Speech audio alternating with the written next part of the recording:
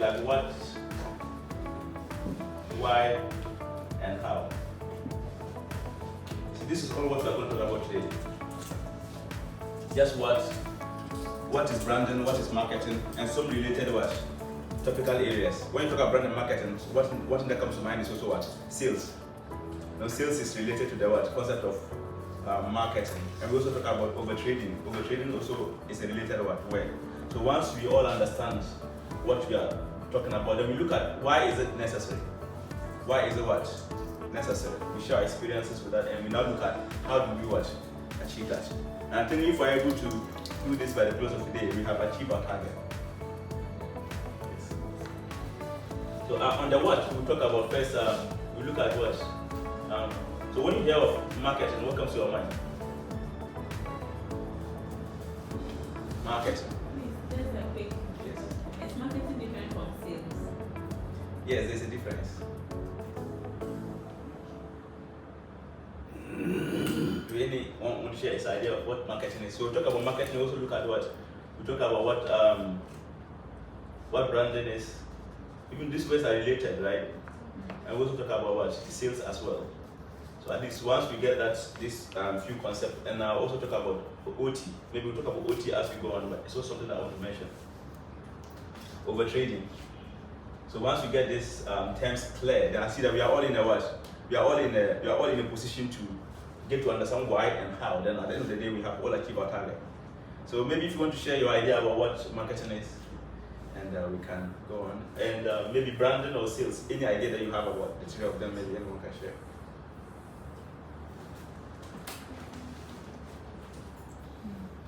Okay, so marketing is making your products known to a group of people that you want them to, because you have something like market niche, a group of people you are targeting. And so I'm into marketing for a particular business, a student's business, and our niche is students on University of Ghana campus. So right now, that is the people I'm targeting. So I'm making the company known to the students. Okay. Yes. Okay, so making the business known, that's great. Yeah, it's a great definition.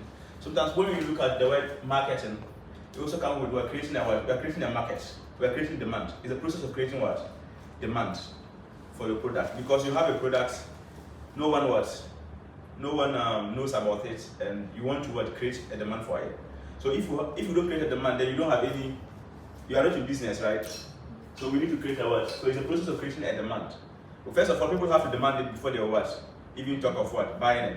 But when someone goes to the shop, he said, I want ideal milk. So before he went there, before that, ideal milk is already in people's minds. So the company has done a lot of advertisement about ideal milk so much that it is in what? It is all over people's minds that they know that okay, now there's something called what? Ideal milk. So when you go to the shop, then you know that this is what it is. So that process is like we are marketing the what? Product. We are creating demand.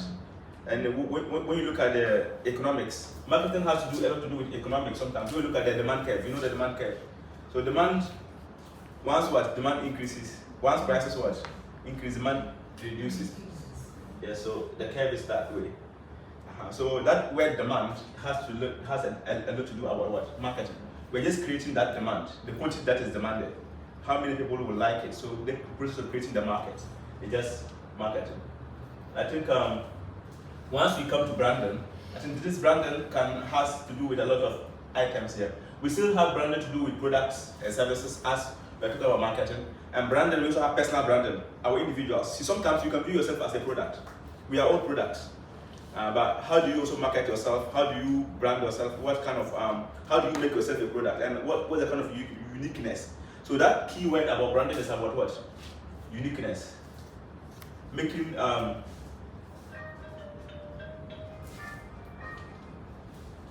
known your uniqueness. So the word unique. So creating a unique known value. What are you known for? What are you known for? That is the key word for what? What are you known for? That's your brand. What are you known for? So when they mention your name or when they mention your institutions, what word comes to the people's mind? And if it is you, your attributes, also part of your what? The key brand. So when people, is that sometimes some people can choose their brand by the nickname that they use. So once we mention this nickname, then you know they're talking about what? this particular person. The politicians uses some terms. Once you mention that particular term, you know that it is referring to this kind of what? This kind of person. So these are all branding. So that it can help them what? First they create the brand, you create the uniqueness, and you can now begin to what? Grow the what? You can create the brand, you can what? Grow the brand, and you can protect the what? The brand. So we talk about that, how we are talking about, but basically for you to understand. And I think that is also clear. And the next one to talk about was sales. After we have created our brand and after we have had our market, we need to be able to convert it to what? Money. That conversion stage, when you are selling, is also another skill. You have a market, you know this is where my market is. She knows her market and she has a niche. Sometimes the market can be so broad, once you identify your market and it's broad, you can have a specific area that you're focusing on. You are competing with huge companies, corporations that have a lot of budget, which you don't have.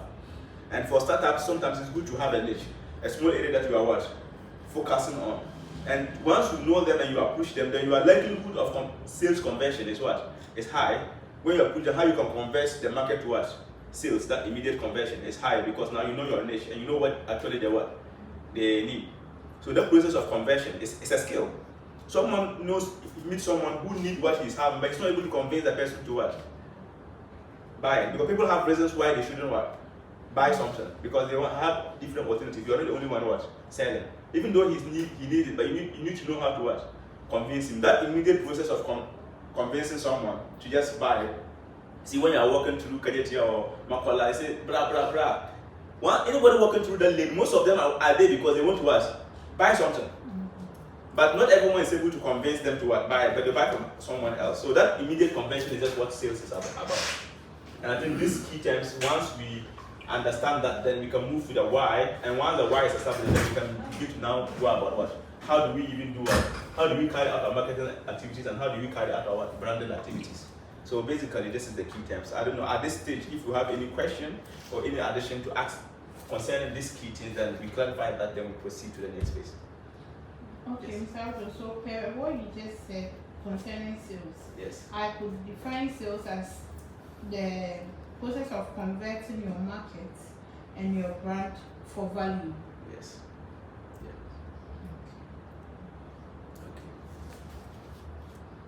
Okay. Any other or is clear question?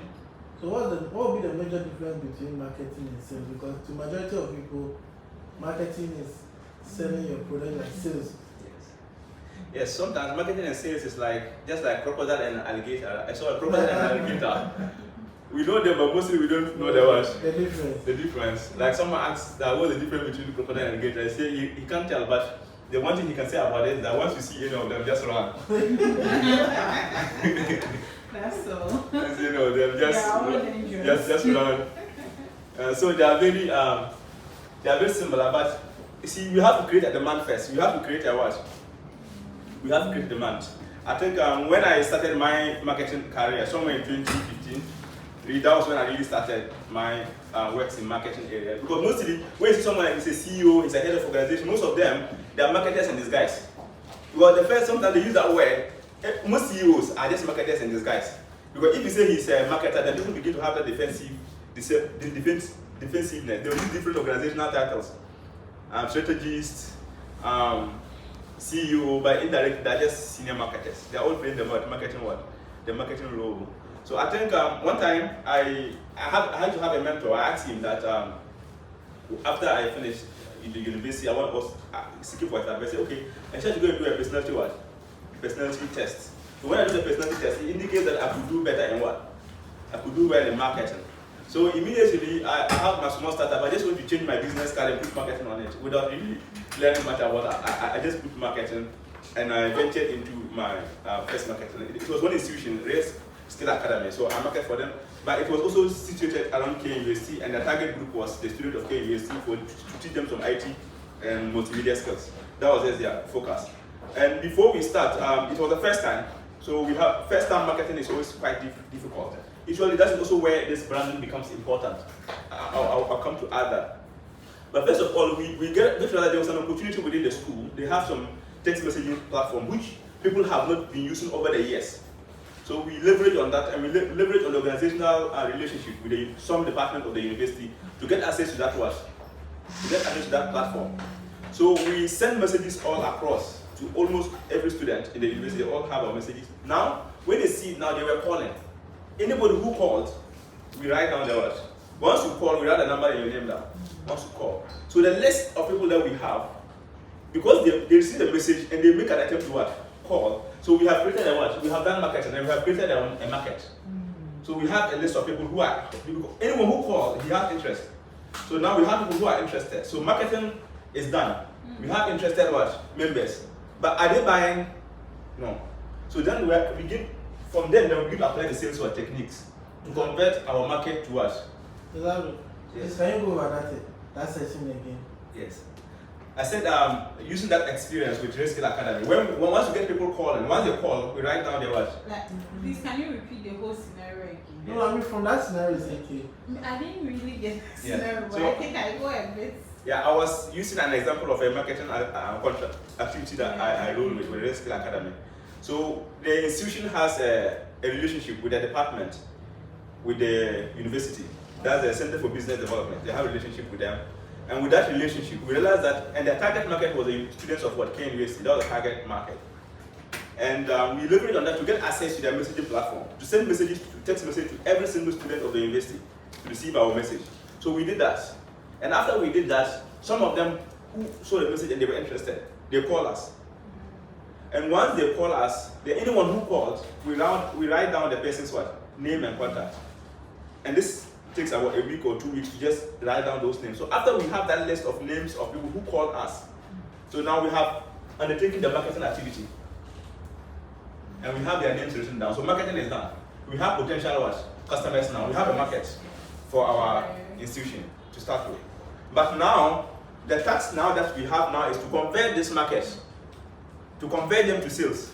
We have to convert it from, now we have done marketing, we have the prospects now, but we have to convert the prospects to what? Buyers. So the process of converting the prospect to the buyers itself, that is where the sales is. Yes. From what you just said, I'm learning something. Yes. You know, in business, somebody will call, making an inquiry. Yes. Nonsense. For the how much you take. Uh-huh. But from what you are just saying, you know, what I'm learning now is even if somebody calls you to make an inquiry, Yes. that is a potential customer Yes. you will call down. Yeah, you have to record now, yes. That later you can even call and market a product because once the person has shown interest, Yes. it's a future potential customer. Yes. But we rather treat it. But from what I just say right now, it's making me learn something that henceforth in business, even if somebody call, while the person has shown interest to make an inquiry, Yes. consider that person as a Potential potential. customer. So that is the process. So now converting the prospect to buyers, that is the sales. And that one really has its own technique. As I said, we come down to those techniques when we come to have. But we want to understand what it is first. And once that understanding is done, then we can now come to what? That. But you see, where this branding comes in, as I talk about the uniqueness, you know something? Once you are doing marketing, you know marketing itself is expensive. Every marketing, if we, like the first time, the first cycle of marketing, the budget is very exorbitant.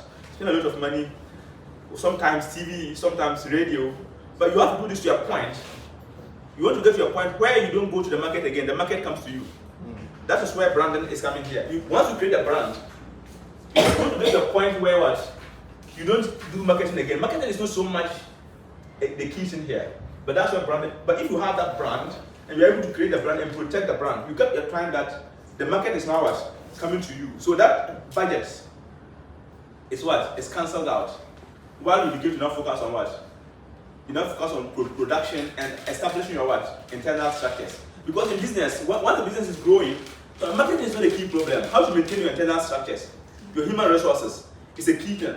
So now struggling with human resources and marketing at the same time. But the good news is that once you manage your business well, at this stage where your business you have more staff, you can manage the staff well. That marketing will not be the business what headache, because customers is the fuel for it. Without customers, you don't have a what a business. But you want to get to the point that now the customers are what coming to you. Customers are coming to you, and you can now manage your what. You can now manage them. Would you advise that you put your internal structures, maybe you plan those internal structures before you go out for to market your product? Because if in case maybe the demand becomes so high and your structures are not well put together, you notice that there will be a crack in your production in terms of maybe meeting demand, you need to disappoint customers. So I want to know what you just said. Okay. I think very good point. I think that was where I wrote down this word, OT, over trading. You should have limit to trade, limit to the customers you cannot carry. There's a point that you think you have a market, you have that market to a point, people are coming to you. That huge market can just crash down your business completely. It is good, but they are coming to you. Those demand can crash down your what? Business completely. So it's something that you have to be aware of. But the process of certain structures, the business itself, there's this concept called design thinking. I do a lot of lectures on that too. Design thinking is a process where you involve the user in the process of creating your business process or your product. We involve the user at every stage. And at some level, we call even your employees becomes your customers in another perspective. We call the internal customers, employees, but to talk about that. But definitely, you always, at every stage of business, you plan. You have at least, but once you start, you don't need to have so many workers. Maybe all you have is 3 workers. At least you have a basic plan on how you can work together. It's not that detailed. But to a level where demand is increasing to some level, you can't be only that. Then you need more people. And when those more people comes in, then that issue becomes a problem. The management of the internal structures. Now you have our staff of up to 50, 20 staff. Then there is a problem. For 3 people, you can easily manage them. But you have to also, as you are doing that, you have to be careful of what? You have to be careful about the OT. You don't overcome. That's what when we talk about how.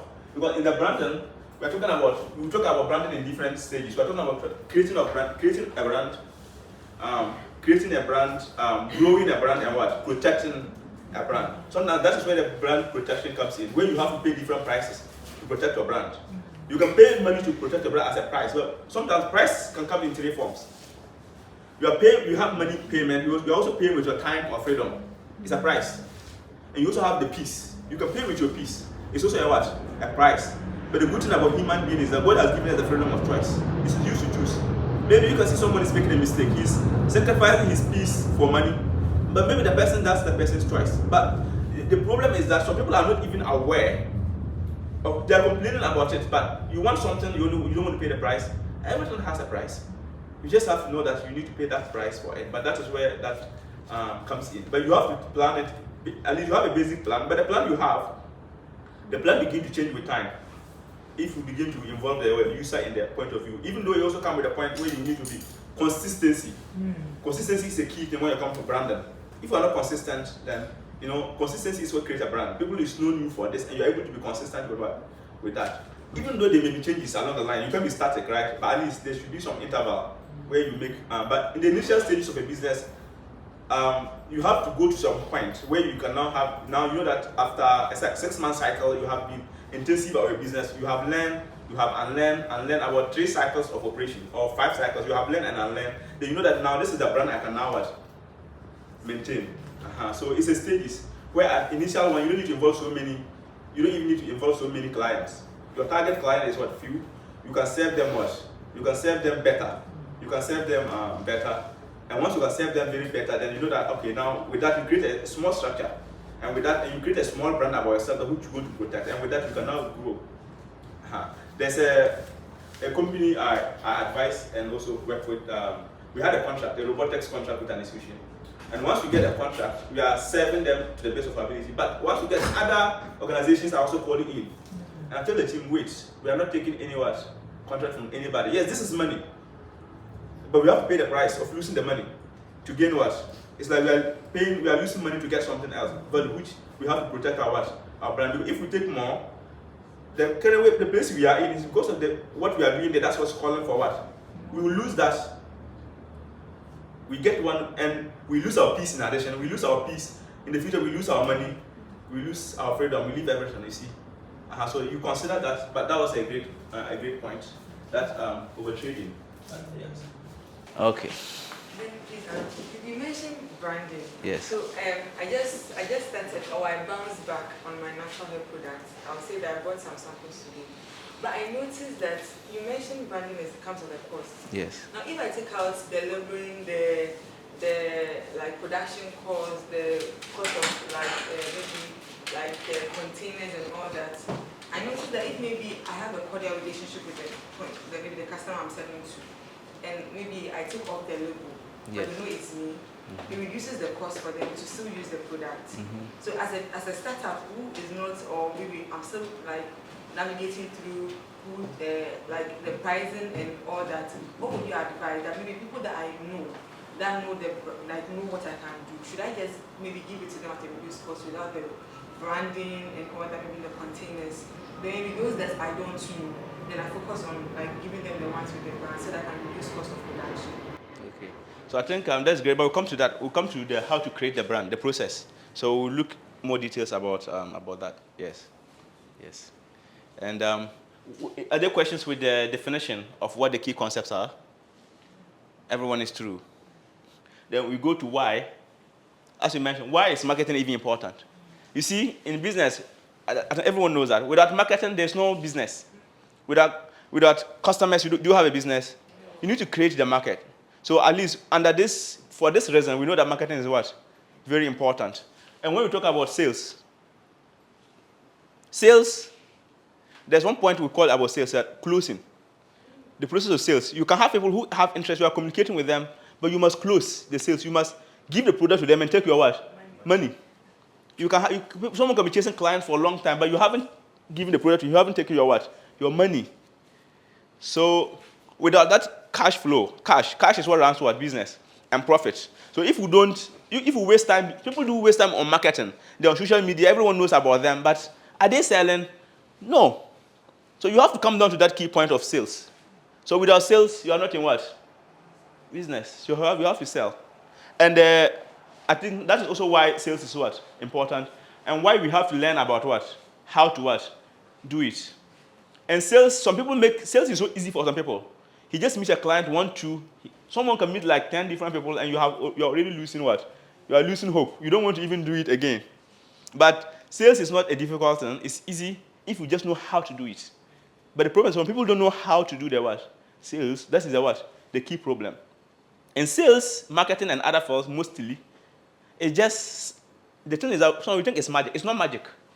The moment you think it's magic, then you are getting it wrong. Once you know how it's just like mathematics. If I give you a question in calculus or trigonometry, the moment you see the question, it can scare you off. When you see that differential symbol or tan theta, sin theta, then it kills a vim because you don't know how. But the moment you know how to do it, you don't have a what? A problem. So now, once we navigate to how, then the fear of sales or taking us out is what? And once you look at branding, the issue with branding here is important here. Once you're talking about marketing and talking about branding, when you create uniqueness to a point where the market begins to now come to you. I say, everyone, we do business to get the three prices, as I mentioned, the prices we pay, our freedom and peace, which is more important even than the money we gain. But you see, once you start, you need to create a market. You don't have time because you are here, you are going around getting the what market. That process alone is what? It's time consuming, energy consuming, money what? Consuming. You can't be doing this always throughout your life. If your business is running for 10 years, 20 years, can you be doing this all these 20 years? No. We want to enjoy life. We want to get to a point where the market is now coming to us, and that part is out of our what? Our headache. When we are doing that, we are doing it for fun. So that is what we're talking about. That this concept of marketing is what? So much important. So some of us, the works we have, we have good works. Some of us don't have. We want to also advance in our works. Right? Personally, we are brands. But the personal brands we have, you have to be chasing for work. You chase and you don't even get the work. You make calls, they'll bounce you. But someone is there. People are calling him for work. Come and take this work. How much? Your pay is not good. I don't want. Tomorrow, someone will call. Some people will get to work every month. If you lose your work today, tomorrow he gets another work. See, that is if you have the brand, when the market is now coming to you, see how peaceful it is. I was talking about something about price and value. You know, price and value is different too. Sometimes something being valuable doesn't mean that it has a high price. Water and diamond, which one has more value? Water and which one is more valuable? Which one is more beneficial and valuable? Water. But the price. See the price difference. You see, what determines price is not how valuable or impactful, important you are. It's not important that determines price. What determines price is what? Demand. Demand. People are here in Ghana, very experienced, well-educated, degrees, polytechnic skills. They go sit for 1 month, 300 cedis they don't get. Some foolish boy in USA with no education, the money he's making, and in Dubai. You see, our value is the same. No, but in the place where he finds himself, the environment he finds himself, he has high demand. Just because of the demand, that's why he's getting that money. So stupid job, someone is getting like 7,000 Ghana cedis a month. Stupid job, no skill. But demand is there, right? It looks like life is not fair. But we have to find out the what. You need to know how to what. We need to learn how to play by the rules. Just learn how it is, learn about the way so that we can know the mathematics so it doesn't become mathematic. Once you see mathematics formula, it's mathematic for you when you can't even figure out how it is. Hey, but mathematics and the way they do that in there, at every level they'll make it difficult. Oh, JSS, mathematics was hard for me, but I managed to form theory. I learned it very hard. I know that now I'm a master in maths. So I enter SS with a vim that mathematics I'm good. Charlie, the e-maths questions, they make it a little difficult again. They design it. But before I finish, at least I managed to get a B in maths. At least it wasn't easy for me to become good. Now university, I'll take engineering. I'm going to do engineering. I'm very good at maths. They bring something maths called engineering mathematics in the university. Hey! The question that you used to see at SS and you are crying, that is the answer. That is the answer. That is an answer to your question. That question you were scared of, that is not an answer to your what? I swear. Engineering maths. We did a certain test. It was on computer. That time, they give us the handout. I learned the handout. I really learned our handout. There was one book the lecturer gave to us. I take the book. I finish the book, the concept under the book. The Stroud, a different maths book. I take Stroud. I read that topic under Stroud. That was calculus. I read calculus under Strauss. I went to write the midterms. We read the midterm on the computer. So after you finish that, your mark will appear on the screen. I got 12. Over. 30. Charlie. Then when I was coming back, one guy asked me, I said, what? He said, Charlie, people, was it over 10? And I know I'll be chairman. That's why I know that I'm a chairman. You see? Sometimes it's very hard if we don't know how. But once you know the how, it's not a what. Some people, this mass, one guy comes to me, I don't know how come some people advise him that I was good. I don't know, that perception. Sometimes people can have perception about you that you are good like that. That perception was created. They just asked me, he said mass is his problem. He's trying his best, he's not improving. So I should advise him because he heard about me, so I can advise. So when I asked him, how much do you get? He said he's getting 70s. He can't cross to 80. He can't get above that. I never get that mark. Well, I just pretend and I just tell him, okay, do this, do that. But Charlie, because he knows how, right? He knows how to do it. Some people you don't understand how they just get it. But because they know what? How. So we also have to always learn the secrets. Once we learn the secret about anything, it becomes quite easy. Just like the sales and the what? Brandon. So that we can be at a point where the market will what? Will come to you. But you will learn to have to pay the price at the earlier stages, as we do when we come to the how. So that is the reason, I think, the reason we have for what? Brandon. We need to get a point, we create a brand, we can give more price to ourselves. If not, they can just pay you anything. If you don't, they will sack you and get what? Someone else. But once you can create that value, that brand, you are known. Who there with you? No. So there was a point, I have a contract, we asked for increase in price. You should increase after 2-3 months, you should increase the price by 50%. They complain, but they still have to what? Increase it. What can they do? Because they know that if you leave, you are going what? You still get the same thing. So they have to what?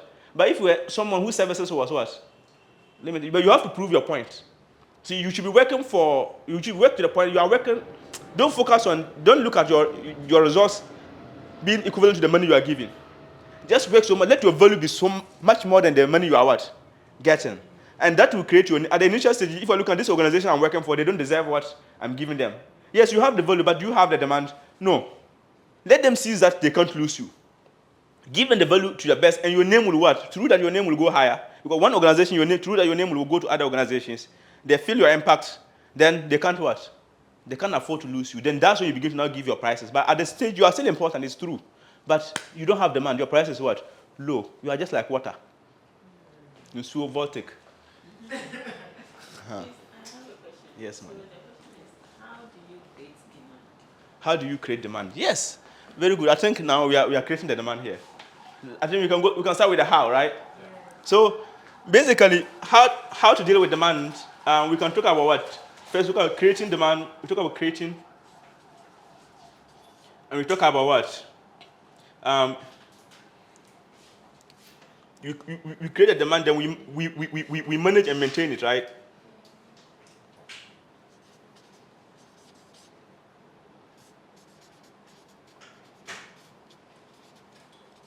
You manage and maintain demand, and you also have to what? Protect your what?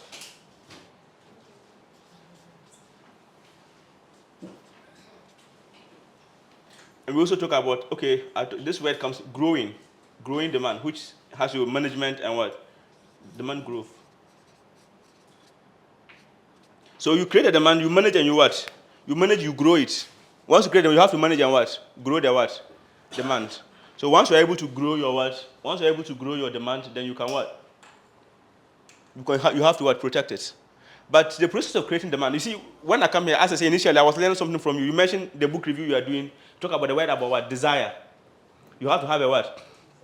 Desire. You need to have the determination. Determination to achieve what you want to what? Achieve. But that word desire, sometimes it's not easy to get a desire. Some people have it, some people don't what? Have it.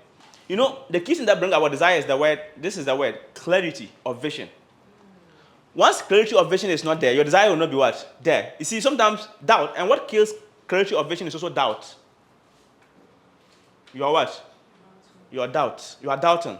But you need to, first of all, the process of creating the demand, you have to create it. Creating the brand, you need to be clear about what you want to what. Clarity is key. What uniqueness you want to, you already want to be unique, right? You want to be unique. What uniqueness do you want to create? You have to be very clear about that. You need to have the reasons for what? You need to have a reasons for that. But as you test the demand, you can test the demand you created. You test it for a while, but you see that it's not what you want. I want to change this about me. I want to change this about me. That is about yourself or about your what? Your product. What do you want people to know about you? Even what are your values? You know, that value test. You need to learn about your what? After this, we'll do some exercises. I know we have quite some time, so you have time to do some exercises. Before we leave here, we all create our what? We all create our demands, our personal demands. And some of us has businesses. We can create demand for our businesses. And we can also get some strategies, right? We can promote it before we all leave here. I think that would be a good exercise. Yes. So the creating, as I said, you need to have your values. What do you stand for as personal brand creation? What do you stand for? Like in life, what do you really stand for? Some people are there, they don't care about integrity. They don't care. You can just cheat anybody and get his. What they worship is wealth. They worship wealth. God is not their what? Value. So they want to. But that is not we know that if you try that option, mostly you lose a piece of what? You lose a peace of mind. You may get the money, but the peace is what? There. You lost respect from the society, and what do you get? But at least we want to cultivate some good values, even though personally, greed eats everyone. We all complain. Sometimes I always say this to my friends, let's don't become what we detest. We complain so much, this person is doing me, this person is doing me, and what you're complaining about, you are doing the same thing to the people that you are more powerful than. People are saying that Nana Akufo-Addo, the government, sorry, I'm not politics, but you know that we are in a mess. This is just a fact. You know, like, we are in a mess. Sometimes we can't protect, you see, we can't protect the one, someone is hurting us, we are still protecting him. Not being political, we are in a mess. So, but once we are complaining about our politicians, they are doing this, but we ourselves are also doing that to those people we are more powerful than. So the question was that let's don't become what we detest, because if we become, people will criticize us like those who are criticizing what those people we are also complaining about. So is this something that we want to have? No. So with this in mind, we can create some good value. What you want to be known for? I want to be known for someone who have integrity. For my truth, some people can just lie anyhow. They don't care, lying. But at least once people don't trust you, that's about. You can have a brand and it will be broken for integrity will be broken and you lost everything is lost for what? Forever. If you don't have the integrity of people don't trust you, you lying. Truth. If it's truth, is not something that honesty is something that you uphold. Honesty, truth. But to talk about honesty, there's something we call unintentional dishonesty. Honesty. Wow. Because I did my national service in KNUST as an IT professional. In the ICT world, I get to realize which is common to tailor, when you bring your shirt to them. Because people used to bring their computers to the center for the lecturers and the school computers. We work on it on the ICT center, UITS. So when they bring, sometimes, initial phases, I see the problem. This problem is like a 3 days problem. Go and come in 3 days' time. The person comes 3 days' time, you have not solved the problem. You say, oh, go and come again. Then you see the problem is that you are unreliable. What I mean is, I was dishonest, but it was very unintentional. I really intend to what? Do it at that particular time. So this was a headache I was facing. Life was not really good for me. You are losing your value, but that disanity was quite what? Unintentional. But I get to learn from it by learning how to what? Communicate. So communication is something that we can use to also protect our what? Brand. So now, and also be true to yourself. You need to understand your strength, your weakness, know what you can do and what you cannot do. This is very important. What you can do and what you cannot do, knowing that is very important. So when I bring the computer, I see the problem. Okay, this computer, I can work, I can do it, I can finish it in what? 2 days' time. I say, I give the person 1 week. Just imagine, 2 days and 1 week. See the difference? Then within 4 days, when I'm done, I call the person to come. She said, you are just too good. 1 week he was expecting, he has it in what? 3 days' time. Some of them will give you tips, but it's the same thing as what all other repairers are doing, but just because I just manage my what? Communication, that is all. And I used to have a lot of, I'll finish them and put them, I'll forget, they'll come now, I'll go and take it. I record, and I'm done. Headache, over. So knowing what you can do and what you cannot do also have a role to what you can do to protect your what? Protect your brand. But as I say, I'm talking about personal branding here, knowing your values and the values you want to what? Uphold. So what happens maybe you've disappointed the client over and over, but because you have value, yes, they keep coming to you. How do you restore that like dent you've made on maybe your image or your brand? Yes. Okay, it's true. We can't be perfect. We can't be what? Perfect. But see, maybe your product and services is great, but the human relation part, the communication is where the problem was. Okay, I have an experience. There was one jewel company. I need to do some proposal for them, some business advice. So, and around the same time, there was a contract I also have. So, the time management, and I was doing some design of some products, some cold storage around the same time. So, I want it to be perfect. I wanted to be perfect with my work. That was the problem. I really get it done with time, but I want to make it perfect. The thought of perfection really make me what? So now perfection causes the problem. I want to please the person the more, ended up what? The time was what? Time has passed. She has already paid half the price to me. I give you the product, I say, this is your product, but the time is past. So I can't take the other remaining money. So that's the price I would pay for that. So take it. Yeah. I think the answer of an instance like that, I was given a contract to write some textbooks, Yes, content for NACA. yes. So I was trying to be perfect with the job. Yeah. I finished maybe 2/3 of the work. Yes. That's the last part. Yes. So I was just trying to perfect with bring in maybe innovative ways of Yeah. doing things. So they kept calling that the deadline has passed. I want to just share some stories, and I messed up. I couldn't communicate that. This is why I'm delaying. Yes. Maybe if I've told them, they would have said, just bring it the way it is. Maybe Yeah. you can add it in the way we're doing a review. But I could not communicate because I was thinking, if maybe I tell them when I was, they might say, I might not get the opportunity to perfect my craft. Yes. So at the end of the day, I lost their trust. The person stopped calling. Mm-hmm. I also could not call back to say I have finished, but I could not even finish because of other things, as you said. Yes. So I've lost that relationship with those people. With them, yes. So that is it happens. But as you say, once you make the mistake, and we learn from it, and we can still try to get them. But my issue with that was that I just leave I give the work. But that relationship is still built because I make her feel that this is not, I was concerned about the fact that I really delayed. It was sometimes people just want to show that you are concerned. That fact that I'm concerned, that of this, I'm sorry, but indirectly you say it in a material way, I'm reducing the cost, I won't take part, but at least my key cost was also covered because I've already taken part payment. The person feels, so next time if I want a contract, she will still So she'll give me.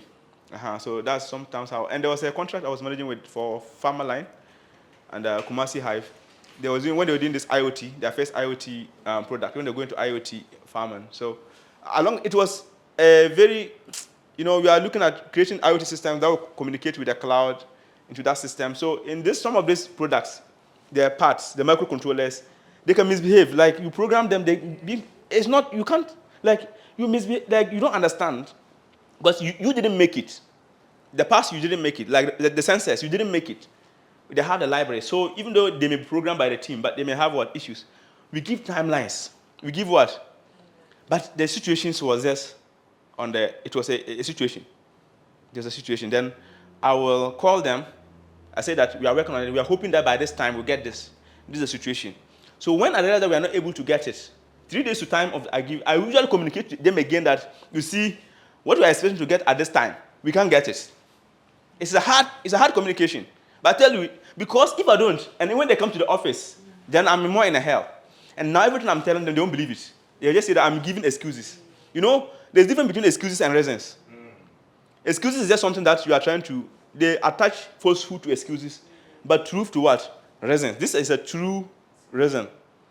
But if your reasons are doubtful, then they call it excuses, just to cover up. So you don't want to get to that, even though you are in a mess, you have to control the what? Mess. So if we're in trouble, that is when you need to stand up. Sometimes when people are in trouble, you want to run. Then trouble is like a dog. Trouble is like a dog. The moment he faces you and you are running, he will chase you. But when it comes to you, he says Jack, you also say Jack. You see, trouble will begin to run away from you. But that's only how you can manage it. So I have to call them. So one time I have a co-manager. These guys are coming. This time we can't make it at this time. So let's call them. He said, no, I shouldn't call them. He's working on something. I think this guy has some plan. These people, they come to the office. I say, he can't say anything. The way I was angry. So call them. Let's go to. I say no. I say let's go to their office because it has reached a point. I said let's go at this point. Don't wait for the client to.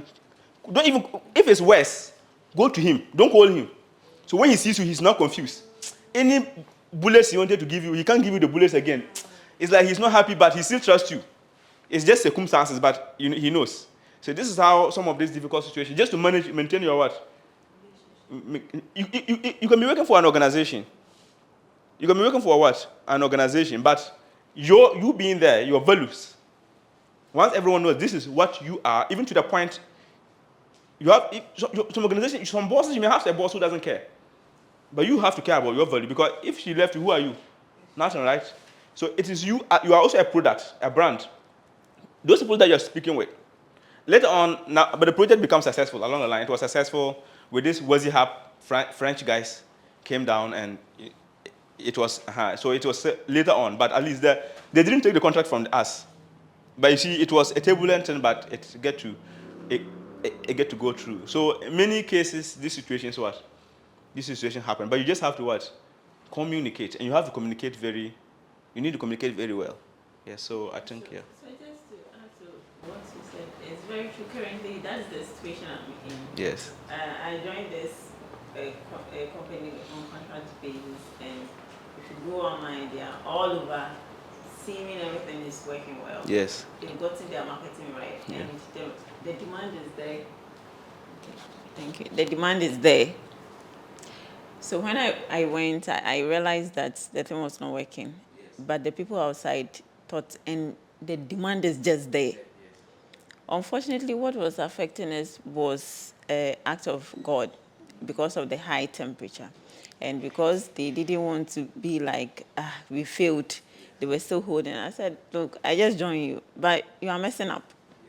Yes. So you better communicate to the clients that you have tried this, you have tried that, but what is happening is affecting you. You can't continue to give them what they need, and you need to hold everything.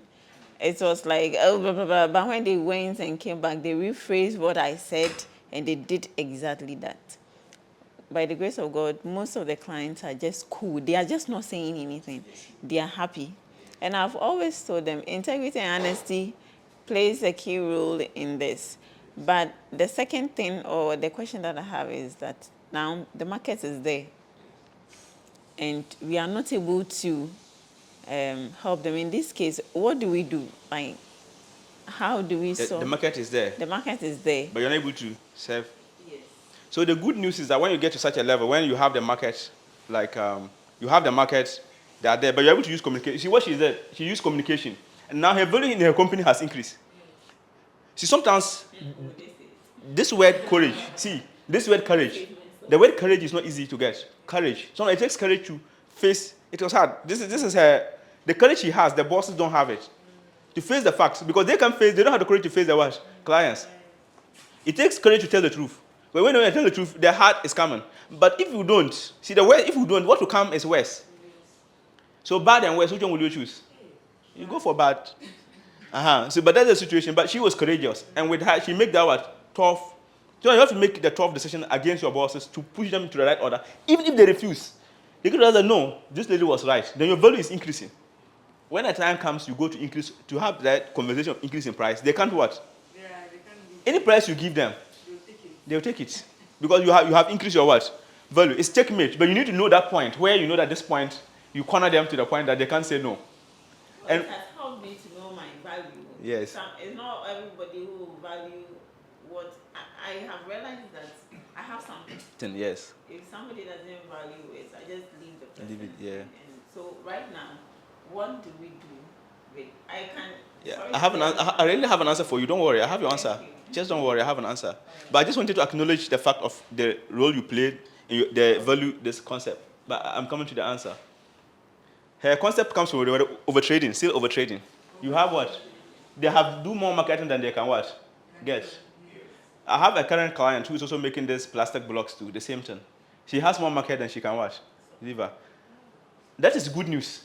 But sometimes some good news can be bad news if you don't know how to manage it. Your maximum turning point can be your downfall. But you need to just get the secret, just like this. See, when you have this, I talk about what? When I talk about Brandon, I talk about what? Price and what? Value. That is the point to increase your price. You increase your price to cut down what?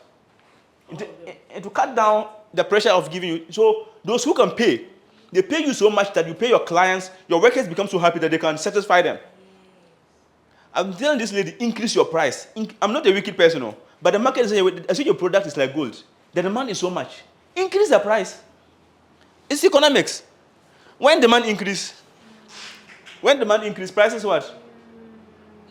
You see, I think the block trading hours is a bit different. There.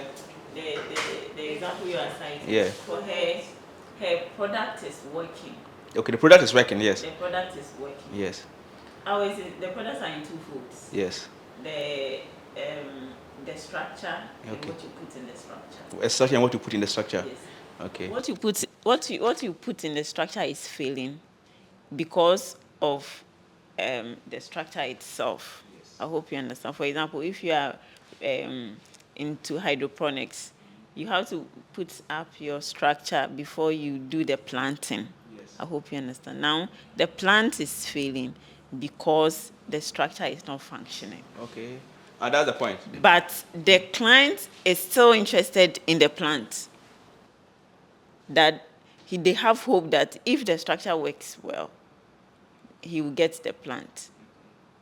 Please, do you understand? It looks like from hydroponics, right? For example, I'm just citing. For example, hydroponics. You put the plant in the water. In the water. So that it grows and you supply the nutrients to the roots. Yes. So that structure is not working. That structure is not working, but they are still interested in that plant. That structure is the product. Okay. The structure is your business. It's what grows the product you sell. Yes. See, sometimes in business you need to follow this process very well. The product. I was just talking here. I was more focused on even more personal branding, just to come to the product. I've not come to product yet. But if you look at what I was saying, I was more interested in our personal branding and to work. And this is to take it from the product perspective. Even the product, you need to have your values as a company. And the product is the product itself is the business. The product or services that you are doing. The product. So I'm just taking it from that direction again, just from creating growth, management, and protection with that concept. The product. So you have to ensure that your product is what? Unique. Your product is functional. If you don't have it, you are deceiving your what? Clients.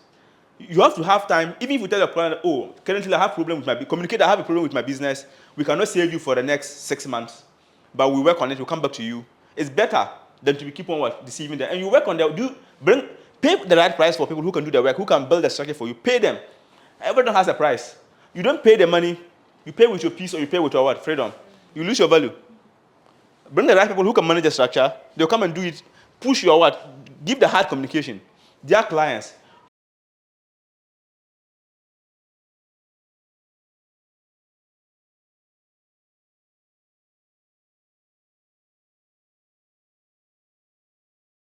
We have encountered a problem that the banks do that. Our ATM services are low.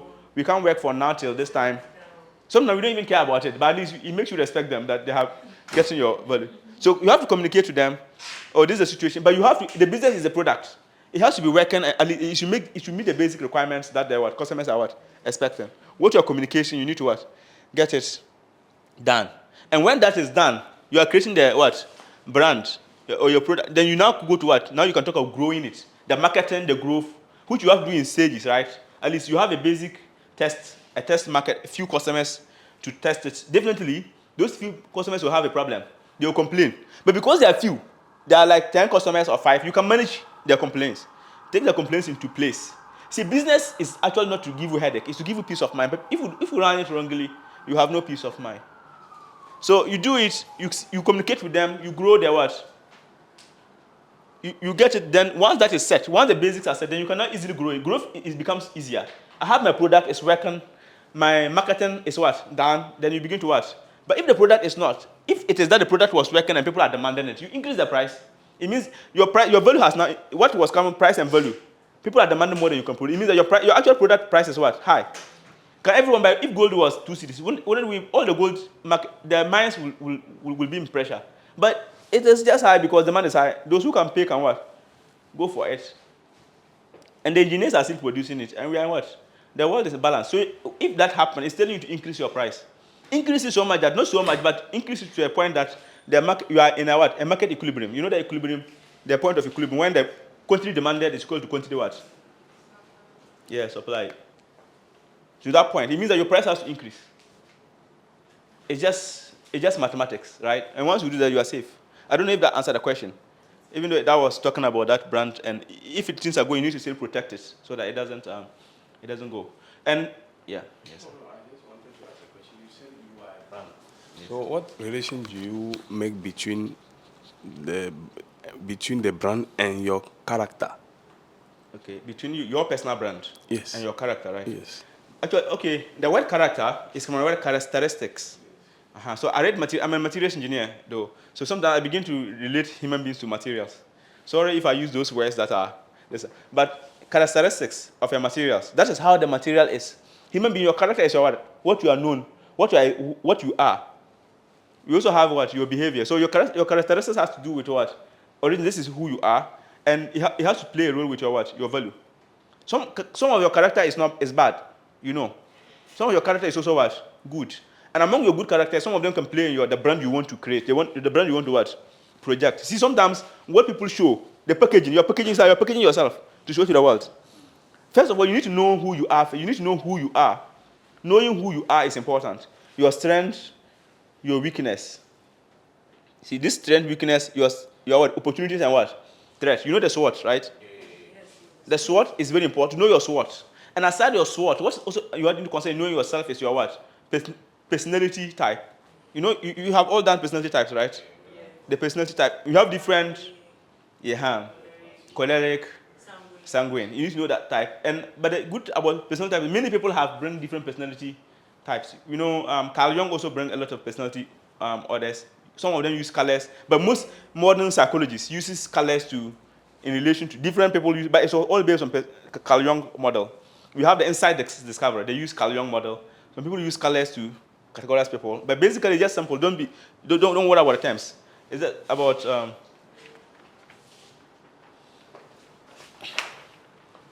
I think you all know if I write SWOT, everyone knows that SWOT. So we also have the personality models. When they say some people are more. If you look at some people are, some people are more. What do they call it? Some people are more. What's the name? They are loud. Some people are what?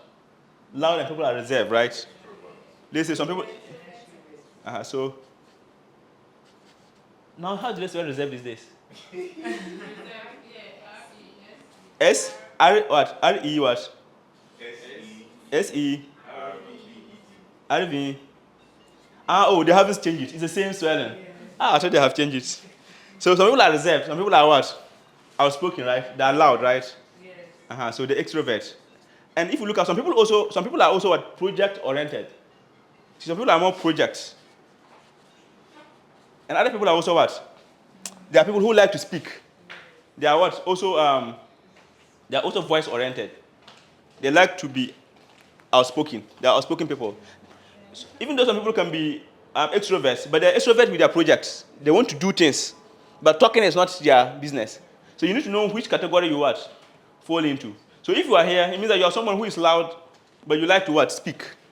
I like to speak. I like to Some people are here, they're also reserved, but they also want to talk. They like things to do with speaking, but they can work under people. They can, if you come here, some people are also reserved, but they like projects. So you see, where do you belong? And that will indicate the kind of works you place yourself in. That will bring out what will make you happy. You know, someone doesn't even want, in a team. Some people automatically, they just want to be the people leading, to be talking. They enjoy it. Someone in the team, he doesn't want it all. He doesn't want it. He just wants to be following you, doing the projects. When it's come to the project work, I will do. Talking, don't bring me into any talking. I don't want. Other people are more detailed. If you look somewhere here, some people, you see people who are very detailed. Some people are good at writing. Some people use colors. You see blue, red, and in between, you see some people personality. But you can try to do a personality test. You know the 16personalities.com. You heard about that site before? 16personalities.com. Oh, I have written these people. Okay, I'll write it here. 16 personality. Don't worry if I get the spelling wrong or something, but it's something like 16personalities.com. If you even write it on Google, you see that 16 personalities. You take that personality test.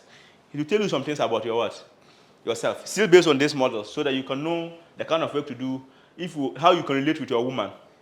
You know, the kind of woman sometimes based on who you are, it's not like you are a bad person, but it's just who you are that will make you behave this way towards a lady or towards your co-workers. Or towards yourself, you know. So all this will come in. It will tell you in different categories. So it's a personality test. First of all, knowing yourself, knowing who you are, who you are. There's good part and there's a bad part. Because you want to brand yourself, you bring out the good side that is in you outside. The bad side, you need to be self-awareness. Awareness is what key. When you are aware of it, you put measures in place to cancel it out, so that people don't see it. If people see it, you lose value, right? You don't want to lose your value. You are marketing your Some of these people you are seeing as heroes, they have their own faults. But they're able to, it's not about always that I'm just myself. Let me show people who I, no. Your wrong things, you also try to hide it. Like, don't let people feel it, or you can manage. Sometimes you can't eradicate it, but you can You can manage it. If you know that you have problem with time, learn how to communicate. Oh, okay, you know already I'm going to be late. Okay, you communicate ahead of time. Please, I am already here. Lateness time too is another thing. If you are getting late, call. Don't let them call you, because when they're waiting for you and you don't call them, they are also anxious. Just call them. Okay, I'll be here. Sorry, I'll be 1 hour late based on the situation. 1 hour ahead, or if you can call someone 1 hour ahead and you'll be 1 hour late, it doesn't affect the other person. You are still late anyway, but the impact of the failure is reduced. So you are managing your bad character, so it doesn't show. You may have it, people will not even consider it, because you are able to manage it. And that's about creating that personal brand. Yeah. Personality test, then you grow and you do that. But another thing that was mentioned about using social media. Social media and technology. Social media and technology in general. Technology in general and social media, they are just tools, you know. And some people have even software products for their business and things like that. You see, the business is not the technology. The business is the business. People focus on technology so much that they don't give the business its value. So if we learn about this thing we're talking about, Brandon, just apply it in your normal social media. You want to just gain people, now you know who you are. You are clear. Clarity is key.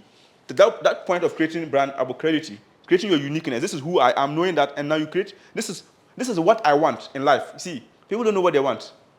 You need to know what you want. Go back to life and see we still do this exercise. Know what you have wanted before, and you know what you want now.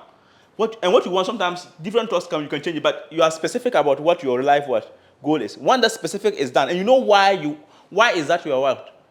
Why is that your life goal? And based on that life goal, you make a plan around that. Then at least, and you know what, now, based on this plan, what did I want to be known for? And what message will I want to give to the world? How should my dressing, my style of dressing, attribute to that style of what I want to achieve? So your dressing is not part of your brand. How you are seen, once you see that, you look at that, yeah. please, I want you to repeat the steps for me. Clarity on your personality. You develop a plan. Yes. Then you write down you mention something after the plan. What you want to do for the world. Yeah, Or so what you want to first give to the world. you need to have a what? You know what you want to get. You know your vision, right? You know what you want to what? Get. So based on what you want to get, then you have a what? You have a plan. So once you are very clear about that, then you know what to give. You know how to dress. That your dressing will now go with your plan you have, but you are not specific. After you have the plan, when you have the plan, you know what you want to be known for per your plan. You know what you want to be known for. Then that becomes your brand. You begin to write them down. I want to be known for this, for this, for this. This is a plan. I'm into hair. I want to be known that I deliver my hair product on time. When I'm doing people hair, I don't fail my clients. I'm very stylish. Or maybe I do things that are, people can place your business in the form of your religious beliefs. What is accepted? So in business, if you look at it, the business itself is against the works of God. But they're making profit though, but you don't want to, I do a business that is what? I do a business that is, you can have a club, but your club is only non-alcoholics. Everything that happens in a club is there, but it is non-alcoholic. And I'm doing that because of what? You have a reason. That's become your, and everyone knows you for that. It becomes a brand you created based on your values. But you need to have a plan to create that kind of known brand. And now, this is what I want to be what? Known for. And when you're speaking, everything becomes, even social media, a small post, or even on your WhatsApp status, everyone knows that now, all your contacts know this is who you are, because you are very consistent. You can be consistent. But if you don't know what you are about, can you be consistent? No. Even you doubt yourself according to time. If you are doubting yourself, what are you even communicating? You are going here, you are communicating this. You are on Instagram, you are on Facebook, you are on Twitter, saying different things. People don't even know what you are about. But if you are saying the same thing, you see, there's this word, intensity defeats extensity, which you mentioned here. Someone say about specialized knowledge, about that. Intensity, be intensive about something, it defeats what? Extensity. You are doing many things. And you can't communicate all the many things. Now, there's a lot of noise in the world, a lot of noise. Everyone is speaking. How can you be known? You need to be consistent with your what? Imagine on your social media, you are saying the same thing. One, I am this, I am this, I am this. Or anything you are talking about is concerned about one particular topic. Everyone knows that you are about what? That. Everyone knows. I was asking about rehabilitation center. I asked someone about it. I said whether there's a rehabilitation center she knows. She said no. But she knows one guy who is into what? He talked about rehabilitation concept. He basically said that is what he has been doing. Everyone knows he's about what? See one topic, rehabilitation. We have public speakers about different topics, but he is, and if someone else is doing many things with that in addition, but they don't even mention the person's name because he was known for that particular what? Thing. You can be known for many things, but you just have to let people know what? One particular thing that you are what? You are doing. So now we have a robotics contract. I am doing a renewable energy product program. But if you ask me, I'll say I'm into agri-business. Anyone asking me, what am I doing? I'm into business development, focusing on what? Developing agri-businesses. Agri-business. No. Because if I don't, now everyone knows I'm into agri. The moment you mention my name, agri comes to mind. Agri-business. But I do other things. I consult in the education sector before. I consult for the NACOPs before. I leave them in 2018. The National Council for Private Schools. But I move. But it wasn't agri. But if you ask me today, I'm in what? Agri-business. If I'm saying many things, I'm in education, I'm in energy, who knows? I'm into agri. So agri, anything agri, you see that you get a call. Commonwealth, you're doing something in agri, they call you. There's something related to agri with the World Bank, they call you. Will I get that if I wasn't unique? No. Even, right now, I don't put a lot on social media personally. I don't post a lot I post small, like, now I'm not on Facebook again. I'm only on LinkedIn, but LinkedIn I don't post this thing. But I built a brand for a while. I built a brand for some years. So now I'm silent for about 2 years, but you still get people who are reaching out to you. Come and do a training here, come and give that. A certain group of people knows who you are. And I'm also careful about overtrading. People can demand you more than you can produce yourself. So I have to manage my marketing. And if I want to go wild and I want to increase my price, I can what? I can do that. So you manage that. Yes. So, but that's it with social media. The tools is there, but if you know the principles, then it works from there. But still about, yeah. I don't know if we're going to touch this, but speaking on social media, some of we live in a digital age where people want to just be at the face of customers at any cost. People would fake their debt, people would release sex tapes, people would do all sorts of things just to be at the face of customers. So I want to know what your views are. People say PR is PR, any PR is PR, as long as it gets me the leads, it gets me people's attention. So I want to know what your views are on that, because there are people who have done it and it succeeded for them, but there are people who did it and it was a ruin on their reputation. So I want to know, would you, in this age where people want to get everyone's attention, would you recommend or say, okay, this is how to play it? I know social media itself is a topic, right? I know maybe with time they'll let you go in details into that. But before you use that plan, once you know what you want, as I say, once you create a brand, once you create your what? Once your brand is created, and you know what your product is about, you know what you want to what? Achieve with your what? You know what you want to achieve with your brand. It's just like you are trying to grow your brand by communicating with people. But the question, even in social media, who do you communicate with? You know, we have people we tag.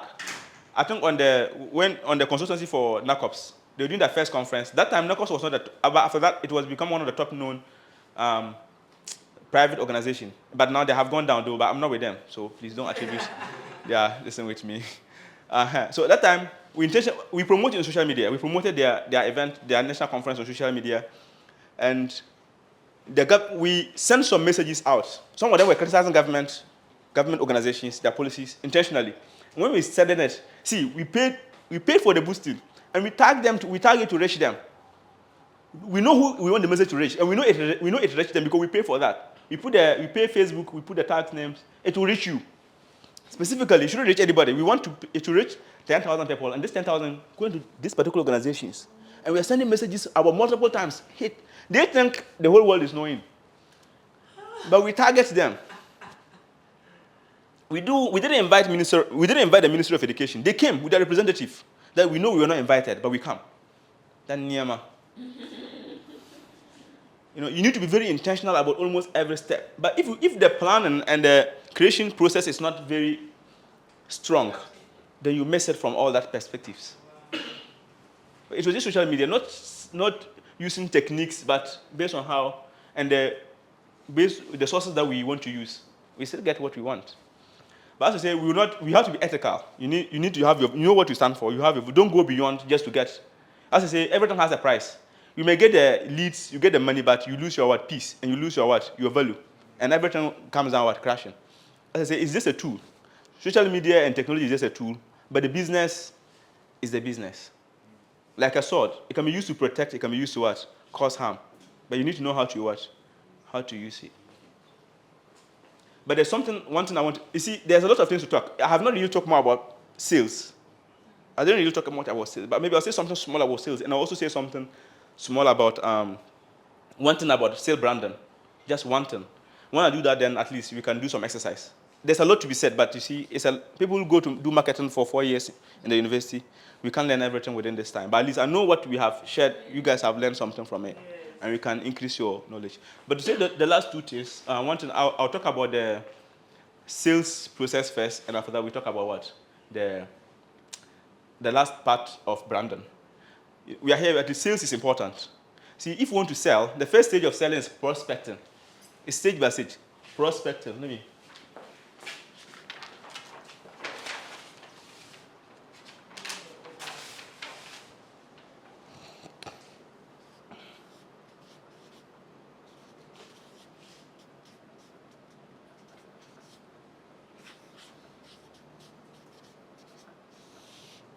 So we have what? Prospecting. You need to know who are your prospective clients. If you are selling things, items, see, you are going to everybody.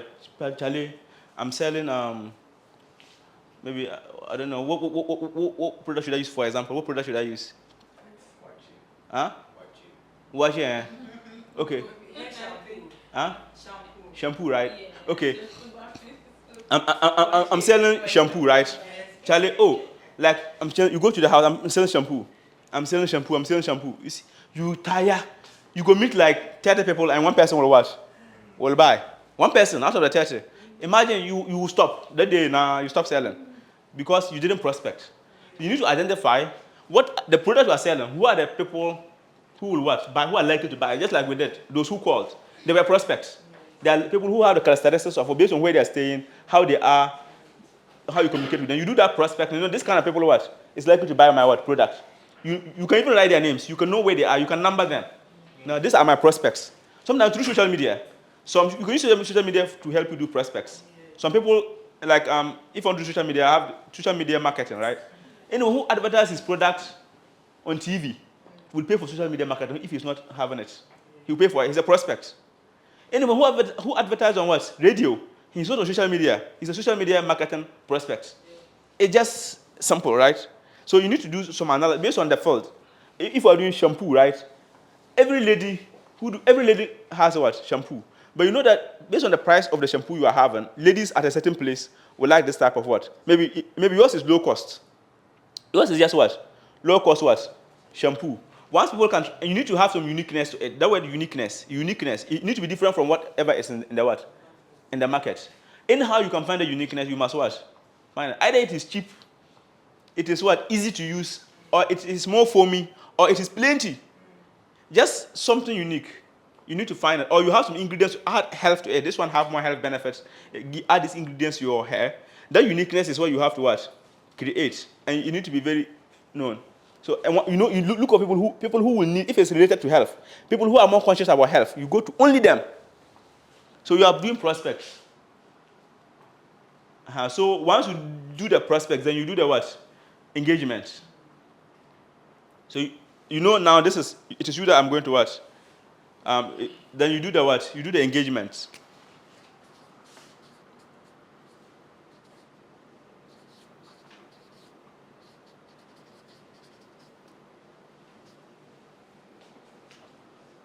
Where this one, the law of averages work. All right? On the engagement, you need to engage so many people. Even though now you have prospect them, you need to don't just meet one person. The more people you meet, the more likely you are going to what? 10 sales. But now you are going to likely to 10 more sales. Don't be afraid of the nose. Don't be afraid of the what? The nose. Just meet so many people you meet because now they are your prospects. Out of 20, if you meet only 20 in a day, you can get like 2 or 3, but it's good. The more so that one don't be the averages is works here on the engagement, and confidence plays a role. The word confidence what? You need to be confident about your product and confident about what? Yourself, which is also play a what? A very crucial role here on the engagement. But aside that, which is also linked to engagement is what? Number 3 is what? Overcoming objections. Objections. I know you know objections when it comes to sales, right? Objections overcome. You know objections when it comes to sales? See, there are some things the client will say that he will object. He will give some defense. I will not buy your product. It's too expensive. Price is an objection. So your product is not what? It's time. I don't have time. Like I'm in a hurry. I need it, but I'm in a hurry. Time is an objection. Or they say that your product is not easy to use. The product, they can complain about the product quality. So these are known objections. But as you begin to engage the initial customers, you not know the what? Initial people you meet, the 10 people you meet, the objections they'll give you. You are not interested only in the product. The first clients, don't be interested in the what? Selling. Also to know the objections, the likely objections they will what? Likely objections they will give. Okay, they'll give you this, you write it down. Then you retailer your message. It's called sales presentation. Sales what? Most of the sales presentation goes with the what? It goes, but you modify it with the what? Objections. But then we put it on number 4. So sales presentation.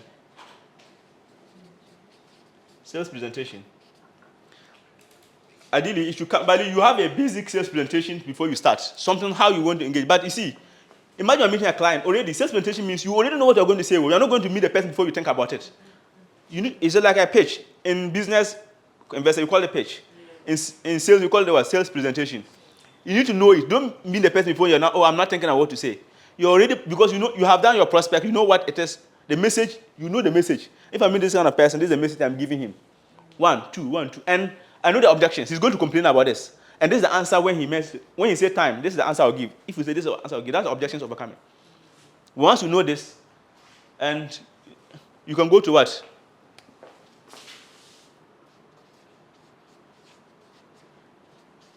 Closing. Just closing the sales means you are giving him, take your money. I'll take it.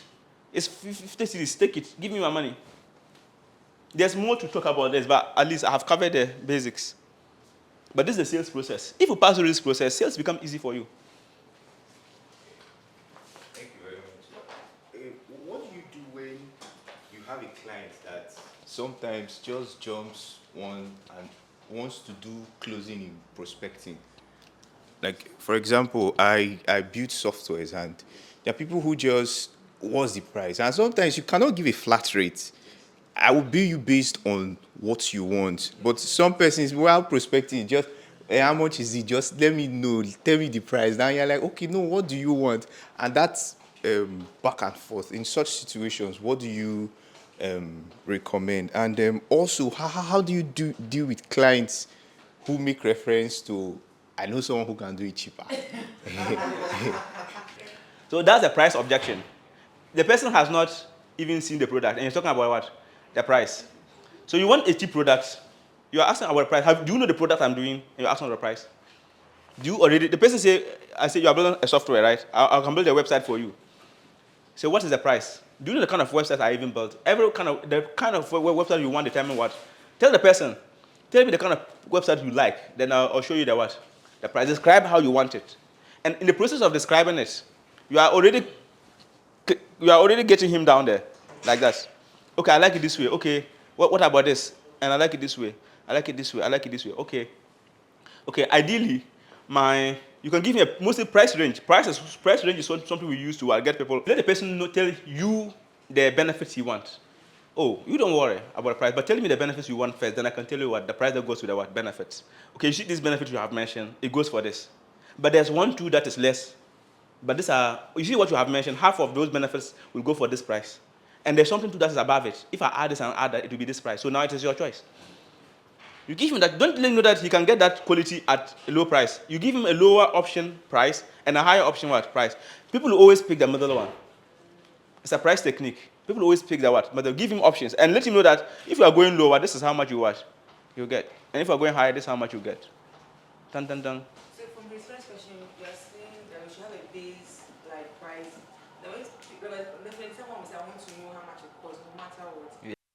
After maybe you are giving them that base price, you can add that, but with a needs assessment or with requirement analysis, I can give you an actual price for what you need. You want. So you give me a price range from this to this, or today prices. I have 1,000 cities, 1,005 and 2,000. 1,000 is for this. This is for that. This is for that. Okay. You can tell him, okay, you can mention your minimum price. I can design something according to your minimum price. How much can you pay? You tell him exactly what the money can do. His money can do. And sometimes you can work. It's not always a must. You can take every contract. If the person is just who can see, that's a prospecting. Someone cannot he doesn't have the money to pay you. He is not your prospect. He should go. You see, focus on those who can what? Pay. If you do a prospecting well, that price then they will say it too, but they actually have the money. Someone who has the money is complaining is different from someone who just doesn't have the money. You are wasting your time. So that's it with the process. Maybe any other concern. But you can give contributions. Some people share their experience here. It was really amazing with these sales and things, yeah. But I like your questions, yes. But I would like the time we rush through the marketing aspect. And then so I would love, I think now if we are done with sales, then maybe I would like to take us back to the marketing so that I really want to understand it well so that in setting your targets, you know how to, in every area. My question is on under sales. So I have this challenge with pricing. So maybe my production cost for a particular product, maybe like if I want to sell, roughly should be around maybe 40, 45. Then maybe I meet somebody and I'm selling it. Then like, I don't know what, from the conversation, I just collapse in my thoughts. Instead of maybe giving that the price I intended to The person said, so how much? Then I said, oh, it's 25. And I'm like, Oh, I did. why did I? Then, like, they will say, oh, okay. Oh, okay, so can you go lower? Then, yeah, what, like, if it's not even 25, right? You said it just came out. Maybe senses like that. You want to tell the customer that, see, this thing I'm giving to you, maybe you've given it the first time, maybe they paid for it. The second time, you want to tell them, please, the thing is 45, but because you don't know what happened, you gave it to them for 25. How do you, one, keep your stance when it comes to pricing? You don't change. And also, when you make mistakes like that, how do you call back or tell the person that, please, this is the actual price, but maybe it was a mistake at a point? Okay, so some of these products, as I said, the process, if you look at design thinking is another concept. Design thinking is another concept altogether. Taking a product and growing a business from product to maturity. And it goes with cycles. You go with cycles, you take the product through different stages. But initially, as I say, you make your market target few. And the initial product, because you don't have money. When you target the initial market, you strategically. Sometimes we have in marketing, we have price promotion. Promotion is one of the key. You know the marketing matrix, right? The marketing matrix. Under the marketing matrix, we have promotion. Sometimes intentionally, at the beginning of a business, you intentionally sell your product below the price. Intentionally. But no one knows it's important, no price. It has high value, but price is what? So intentionally set the price down so that they'll buy it because it's low. But when they see that the benefit is great, they're addicted. Then those people will pay for the price, and there will be people who will be a source of trust. There will be initial referrals to other people, and your business will grow from what? Those initial what? If you can serve your first 10 customers very well, 10 customers, serve them to the highest purity and maturity. Those 10 people become your key market people, and through them, your business begin to what? Grow. As every different kind of businesses. Some businesses, you just have one client. One client, your business is fruitful. Two, you are done. Okay, so in the case of online business, like products online, where people contact you, calls you when they are interested, and you serve them, and you've served more than 10, but it's not really growing as you expected, or it's not expanding. What? Okay, it means that now you are using online as a medium of reaching your what? Market base. It's a medium. As I say that on the medium, you need to know how to, even in the online, we have prospecting. You need to look at which area of the online are they. If it's Facebook, which pages does they what? Belong to? Which pages does they what? Which pages does they belong to? If it's WhatsApp, which WhatsApp pages does those people you want to? Which pages does they what? Belong to? You can go to a page. See, don't post on the page one by one. One by one. About 100 people, you can post it to 100 people. 1, 2, 3. Direct messaging. Oh, good morning, my name is this. I found you here. Can we do this? This is the product I'm offering. This direct messages, people will reply. Many, they will ignore. See, these are all techniques. But after you have done you know that this page, these people in this page are people who are likely to what? Pushes. Once you send that message to them individually, about 100 people, some of them will reply. If they reply, they have crossed the first stage. So now, you know the sales funnel. They have come down to the funnel. You have got them. Those that got through the funnel, you have seen. Anyone who replied, he has a certain interest. So if you are not beginning to target, you see that market will begin to grow. But the issue is that you should have a good product or a good service that when they are demanding it, you don't have the headache of producing, like someone was mentioning here. Once the headache is there, you are not having the peace. Why do you even do business? For peace of mind, right? And wealth. And you are doing the business, and now the business is giving you a headache. What kind of business is that? Once the product is key, you know that when any amount they deliver, you can produce. Then you can do this marketing hustle. It's not easy, but you need to determine. You reach them. You get to see that the characteristics of those who are now buying more. So their characteristics becomes you can have a new prospect model. Even my product, I think it was meant for these people, but those buying are now having these characteristics. Now, you remodel. Where are they? Which pages are they? Where can I find them? You just go to different WhatsApp, different pages, Twitter, channel, and you try to engage directly, one-on-one.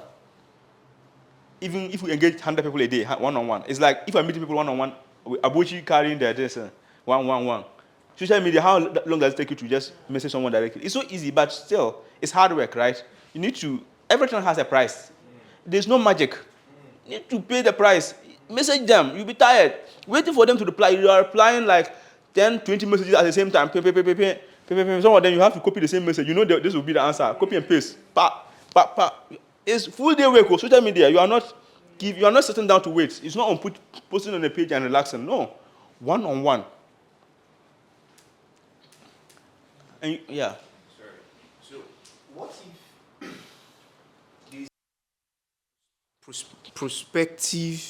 prospect client that has not gotten to the engagement stage yet, but I know he has not replied, but I know there's something here. What would you recommend? Would you recommend keep on sending messages or probably find another way? But I know this person has not responded yet, but is a prospective client. What would be your recommendation?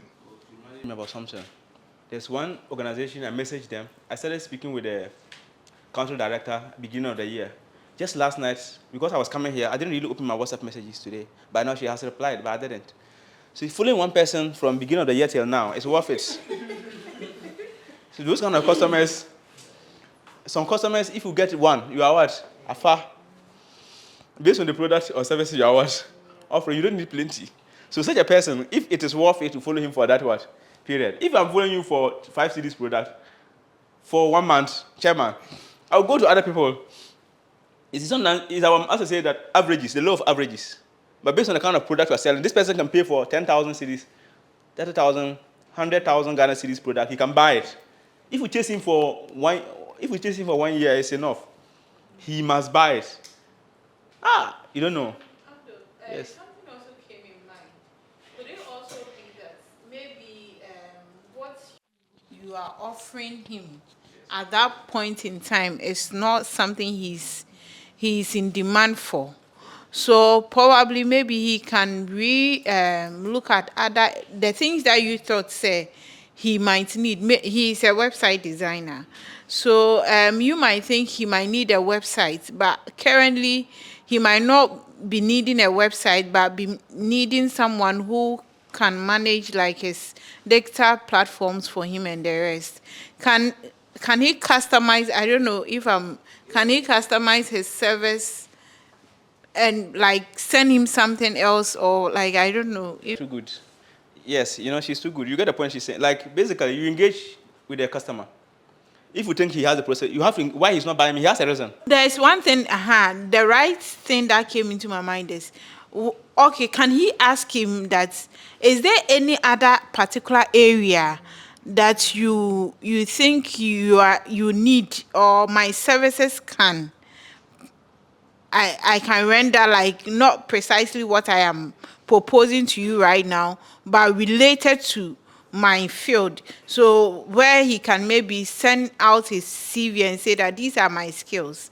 So in case you need me, I don't know. Okay, but I get it. They have given me one. Yeah. So and on the what you say, you have like you actually answer the question in a way. You have to know what the person wants. You think he need this. You think he's like maybe what he wants is not so close, because if he really want it, he will take it. If you really want it, right? But he wants it in a certain way. There's a how he wants it. He like it, but the way you think he wants it is not how he wants. He wants it. In design thinking, there's this concept you call wicked problems. In design thinking, sometimes the problem you think is a problem is not a problem. You think this is what this person needs. It is not a problem. It is something else. Someone will tell you, me, I need what? I need funding. My business needs funding. But it is what? Unintentional dishonesty. He doesn't know what he wants. But he thinks that is what he wants. So that problem here, we're talking about wicked what? Problems. So you need to get to the root cause of the problem to find out it is not their fault. But that's what they think is the problem. So in that case too, that person you must have to engage him, and in that engagement you get to discover what he actually needs. And you tailor your product to suit what? His need. And he can't refuse it. Because in the market, he has multiple ones. But this one is suited for his what? Need. And if he's a high-paying client, he will what? He will offer. So those are some of the ways. Engaging the customer beyond what he's telling you. You need to listen to him beyond what he's telling you. You need to listen very well, and you can tailor what he has to suit him. And sometimes you see, you can create a market before the product. You create a what? So we wanted to send, there are some areas in Upper West that has no lights, right? We wanted to send some solar products there. The nature of the people is that they can't pay high prices, they can't. So we spoke to them about a product, they can't pay, so we have to design the product to suit them. We found out the price they can pay, we know the price they can pay, so we have to now, anyhow we can design a product that, at that price, and we still make profit. Now that is now about the product. Now there's demand. The product is not what? It's not there. Now we are not creating this. Charlie, that is engineering, right? But now, there's already, now the market we have, they'll even write their names for you, over 500 people. This is a huge market. Engineering, come to your drawing table. So, but we don't make any high promise that come at this day or something, but we communicate. So we send the pilot, we make the pilot product, they test it and they like it. But if you don't have the good team in place, you need to protect your integrity. Not just because there's money down there, you rush. You protect, this is a huge area and a good potential and this. So you don't want to risk that kind of market. But you see, it takes a long time to create a market before you what? You have the product. We're doing some piloting for some poultry products. When we send it within a week, everything is gone. We create a market before we reach there, the market was what? Created. So sometimes the market is not a problem. It's about your price strategy, your other production process, how to deal. So these are all some techniques. But creating the market before you get there is also a way. But in that case, you engage them to find out what they want and how they want it. You do stakeholder engagement. Some people are there, they're stakeholders in those societies or those markets. If we're looking at the market, the market coins, if we have a product that will serve the tomato sellers, they have market coins. The market coins have a link to multiple distance. You pass through some of what? Those kind of organizations, and through to that, you have a huge market immediately.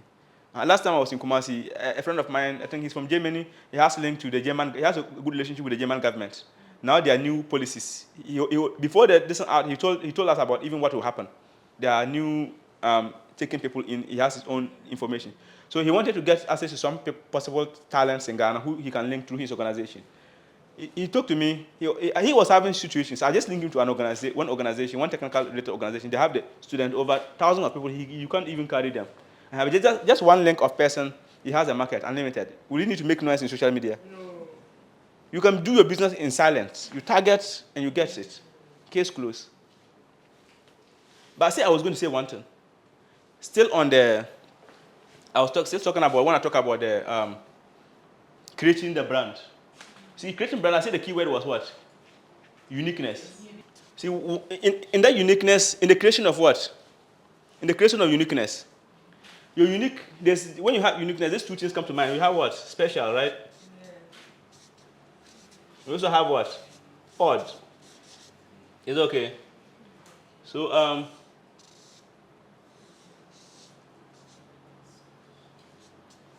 so unique can be either special or unique can be what? Odd. But it mostly depends, that any uniqueness you create in your business, it can be special or it can be odd. But that difference is dependent on the confidence with which you approach your what? It is you who define it. The confidence with which you approach your uniqueness. It could be a product in business. It can be a product in what? A product in your business. If you are not confident about it, you are doubting its capabilities, everyone will see you to be what? Odd. But if you are proud of it yourself and you project it, you see, people might criticize it initially, but they begin to admire it, just naturally. So it is your confidence that you approach with your what? Confidence.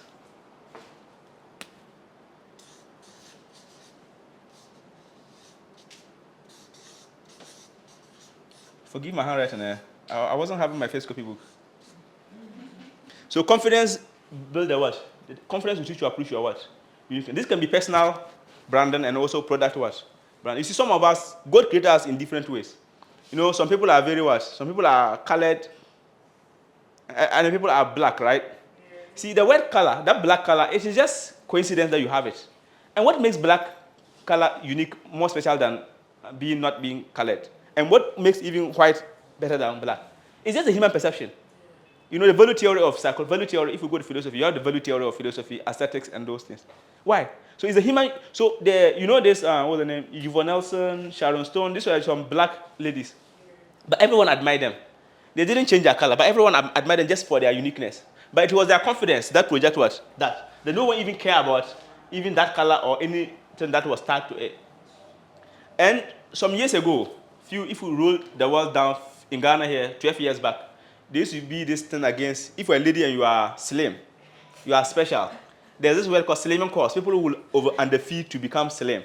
But I think today the dynamics have changed. Now the ladies who have some features is now seen more as spiritual. Yes. But it's just their perception of what? People's perception. Whether you are what? But every how you are, any way you are, even personally, it's about the confidence that you have with what you are. That will make even you more what? Special.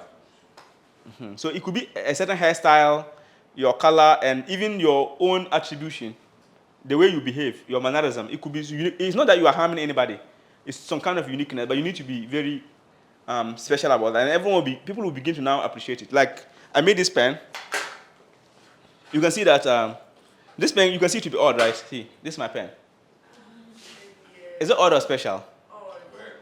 You see, that's your point. But it's a pen.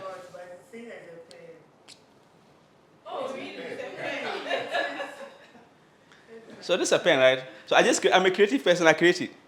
So this I can write, that's what I'm using to write. Maybe. This is an odd pen. You can see that, right? But it writes. So it's simple for me. I put it in my pocket. It doesn't need to be too long, like how pens look too long. It's portable for me. So this can be odd, and this can be special. But it's all dependent on how I carried it.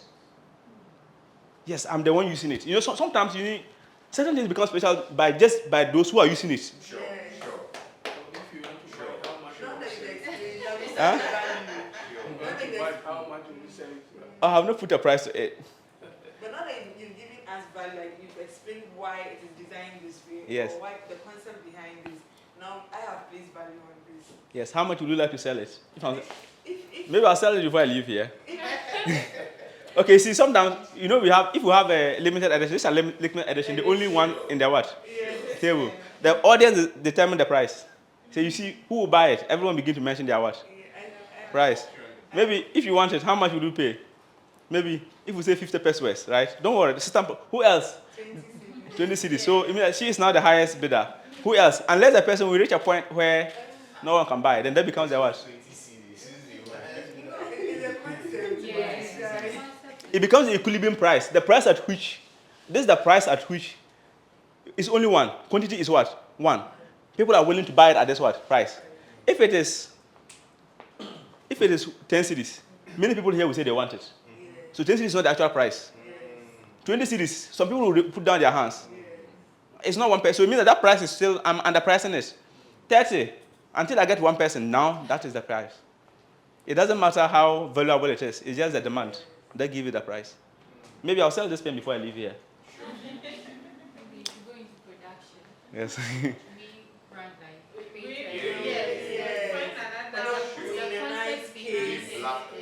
Your father's doing, you can present it as it's portable. to Yeah. So there are people out there that Yes. portable pen. Yeah. They don't want that long. So it's just that concept of what? Uniqueness. And so every product you have, even your own brand, who you are, the kind of product you have, it could be a service. The service that you have, the confidence you have with it. You have to project it with confidence. Maybe your hairstyles, the hairstyle I do, she can create a new hairstyle herself with people. And when she's working, she put it on herself, she's working. People see that, wow, I like it. Just because she's what? The one doing that. So that confidence confidence is key when it comes to creating a brand and you projecting it. Yes. So I think this is just the key. I know there are many things, but as I said, we still want to do some exercise. Yes. You can ask any question after that. We do some exercises. I have a question I want to ask. Yes. When it comes to sales, do you have to undervalue or underprice yourself to get or to keep a customer? Okay, so when it comes to your own brand, Yes. will you need to under or what? Like you have a business, right? For instance, you do a job for 1,000 CDs, and there's a potential customer that wants to pay 500, but you know that although you want to, like, okay, now you want to do it for that 500, just to get that customer or to keep that customer. Okay. I think, as I said, that I don't want to talk. I want to limit. As I said, we don't have all the time, but I have to talk about this. The marketing matrix, mostly called the 4Ps. You heard about 4Ps, right? It's just nice. Just a big name. You heard about 4Ps. All right. Can you mention the 4Ps? There. Yes. Okay. Product. Product price. Okay. I heard promotion, right?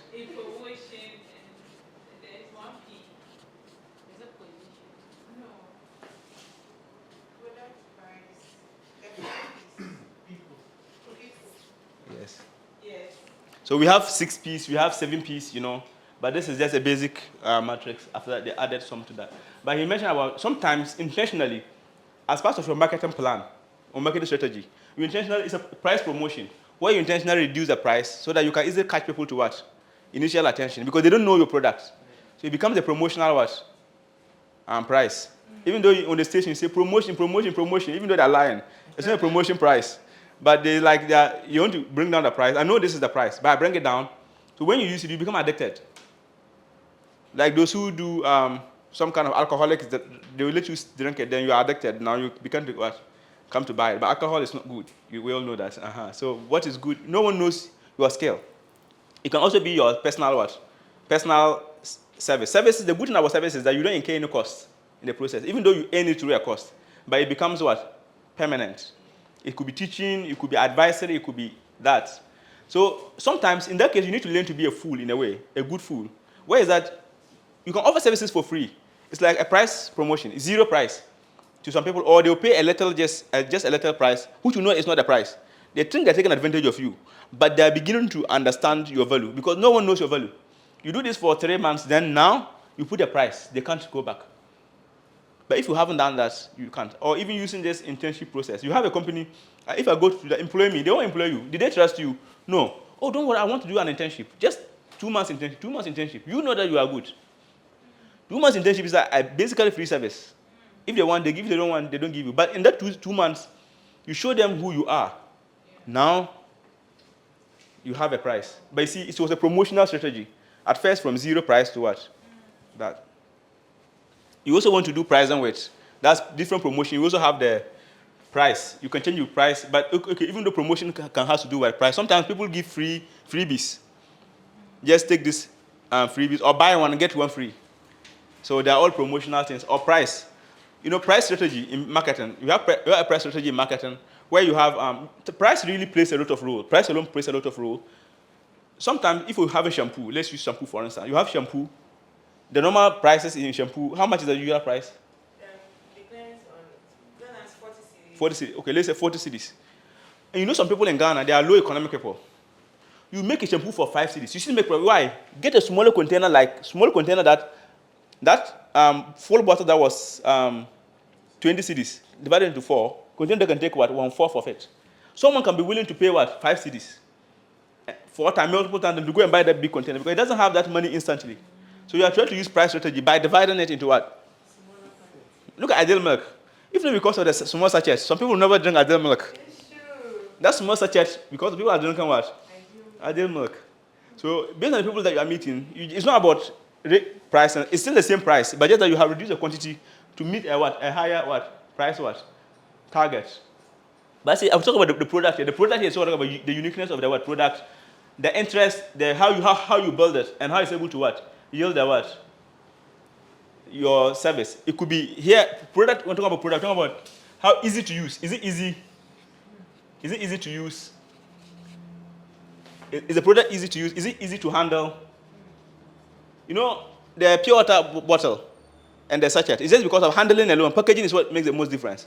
Prices is different. So that alone, you are creating a value. Or is it light in weight? The weight can be sometimes once it becomes lighter, people like it. Now you have this screen. There was some screens before this one. If you put it here too big, just by changing the size alone has brought it to what? Sometimes making something smaller can also give it the value. Like the laptops. Someone have a big small laptop, he can put it in his bag. He just like it because of what? Yeah, because of that. So the differences. of the product what quality. And we say quality is something, the word quality in marketing, if we use it, is quite vague. It means a lot. Quality can mean just light in weight. Quality can mean more uses, different uses that you can make. Or quality can just mean durability. How long does it what? Last. So durability can be your what? Can be another value. Some product, you can make a product that is what? Less durable. This product can last for what? It can last for just 1 year. The usual product in the market can last for 5 years. Yours can last for what? 1 year. People will buy it at a cheaper cost. And they're in the market, Chinese products. You just know it's not fake, but that's what I can afford. I know it will die in a few, but you still what? You still buy it. See, and all the timings are prospecting. Based on what you choose, determine the prospecting you what. If you choose highly durable material, those who can pay should be what? Who have higher money, right? If you something that will last short time, you look at people who can what? Who doesn't have much money, but they want it at the shortest what? Point. This is just some marketing techniques. Yeah. And the people, that is you yourself. If you are the person, like, or the people, the team working, you need to have some qualities, how you want people to see you, how you receive your what? Customers. Who is a client of commercial bank? Do you like going to the bank? I don't go to them. Oh, Charlie. You don't want to go there. They will show you. They have their e-service. E-service. So you want to get the e-services. My experience, you want to get the e-service, you just don't want to go to them. But they are everywhere. I'm with them because they are everywhere. Yeah. And their charges Are low. At least. Yes. The other banks, I've searched and said Other people do that. The human resource is good. They will treat you well, but they will charge you well. But you want to cover all across so that you are at a good what position. That's just. Commercial banks and branches, they are not people who. So what I do is that I look for branches that a lot of people don't go there. If you go to Carnation Market, Ghana Commercial Bank, that's the wrong move. So you take your car, then go to maybe Rage or something. And if there is, then you go there, you go and do your banking. Moreover, they have the same e-services as the other banks. So why do I have to pay more whilst I can use these strategies To get something. Yeah. So that's the people. So I think that is it. I think we are just after this we'll take a break, and if there's any, you can take more if there are more questions or more contribution, right? You guys have some of you have some experiences with some of these marketing things where someone has shown you, and you have seen the promotion that people have used to get you. Who has faced a salesperson before he admire how he get him? Yeah, so there's this friend I really do admire. I have this thing. Though he was not going to charge me, but this is what he said. This is what he said, and it's really caught my attention. I said, I have a laptop. The screen is pink. He said, would you pay? I said, mention your price. And he said, for example, 100 cedis. I said, that is too expensive. He said, you are lucky. You are lucky it's not yellow. If it was yellow, I would have charged you 200 Ghana cedi. Meanwhile, there is nothing like yellow screen. Abba.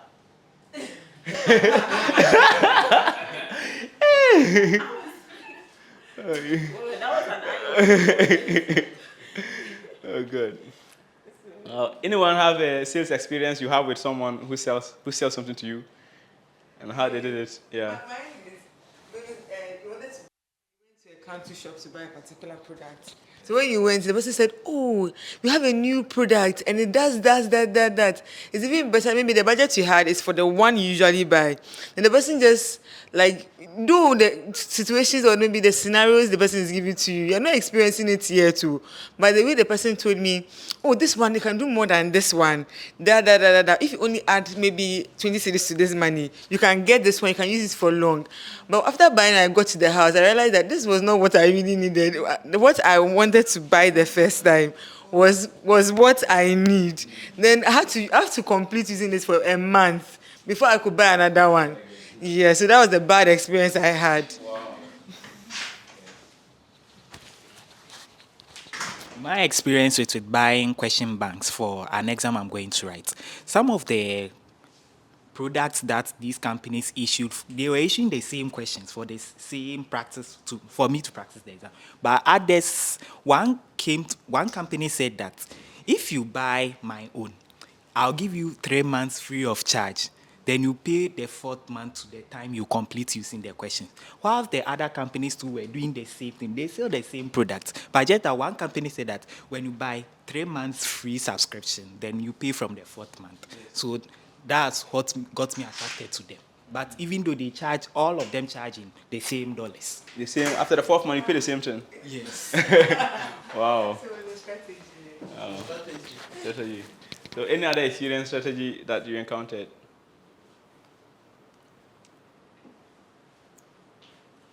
Okay. And I know some of you will have to, sometimes you sell through marketers. You have other marketers what you sell to. And there's this thing we call commission. As I say, how to set your commission. You have to set it right. And what's the name? Commission based, because see, if someone is doing only sales for you, if you have done your marketing well, you know your market, you know your target market, you have given the person everything, 10%, 15%, based on the value. It's also dependent on the value of what? Real estate. The money value is huge. 5% is something big. The person is still happy after he has put the effort to get it. So, something of low prices, you are still giving 10%. Meanwhile, you haven't done this marketing. They don't know. No marketing process. You don't have your market. The person is going to get a market for you. You are at the initial stages. They will not do it for you. They will stop. You think people don't want to help you, but it's just you have to be frank to yourself. Someone will not. But if so that you make the commission so good enough that you may get so little, but they are not creating the market what. But you're not going to know that you are helping them, at least for this. So because at that case you sit down and relax, they'll do that what. Because they say at least you may be sharing it equally, because they are doing the real work. You produce it, the profit margin on it. You can even choose to increase the price a bit, so that you can get a good share. So those doing it will feel motivated to keep on doing it for you. And if you are a marketer yourself too, you should look at the price and know the commission you charge. Because if the commission you are charging cannot produce you to give a good result, it's not worth it. Which means at the end of the day you'll be tagged as someone who is not a good worker. There was a company I did marketing with. I requested 30% of the entire. I said, I want 30% of your entire sales after that. 30%. They think it was too much for me. I said, okay, then I'll not work for you. I just didn't. Because I know if I take anything less, I can put in the best I have to. But I need to protect my integrity as a good person. And then later on, the person tells me I'm the best marketer he has ever dealt with. But even though he didn't, and I know if I had gone with, maybe the next time I went with 35, he would have agreed, because he has really failed the hustle. Then Niyama. So yeah, that is it. Any question or experience? Yeah. So when it comes to sales,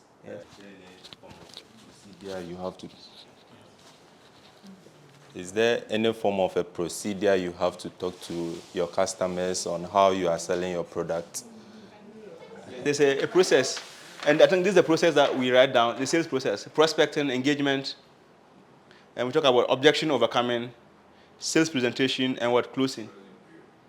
And I talk about this. I was talking about wiki design thinking, wiki problems, but this is the key thing. So it's a process. First, you need to identify who are likely to buy your product. Who can pay the price? Who need it? Who need the services, and who can pay the what? Right? These are two things. Can they pay? Yes. Did he need it? Yes. Yes. That's your market. You need to identify this first. Then from there, you go to the what? You have to engage them. If engagement, you need to have a basic message, a small presentation here. But when you meet them, they'll give objections, right? They'll tell you why they don't want to buy it. They'll give excuses. Don't worry. You write down the excuses. Use the excuses to design a sales presentation with objections overcoming. If they say this is how I'm going to answer it. If they say this is how I'm going to answer them. When you meet them, you don't think. You are not thinking again. Thinking is so difficult in life.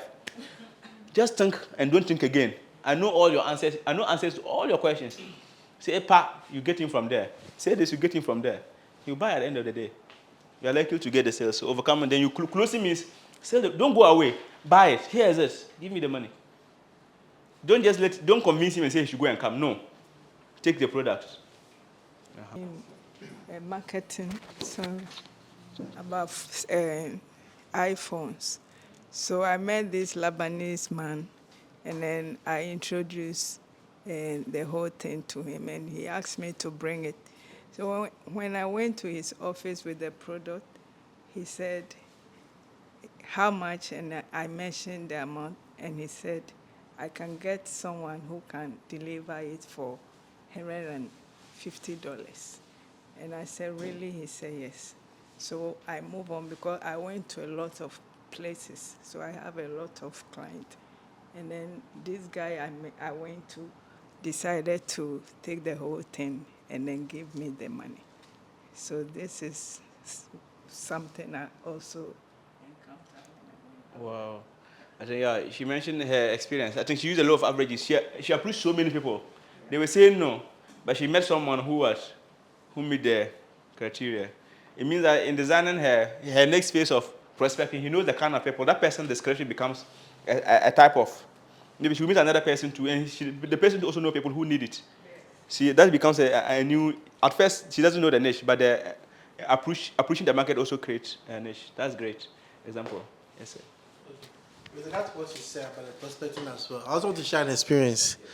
When I first wanted to go into business, let's see what has to do with, I saw, when you hear people selling online, if you see somebody selling something like maybe, let's say, a watch or a slippers for like 2,000 cedis, then from your point of view, you're like, are you mad? Who will buy these slippers for 2,000 cedis?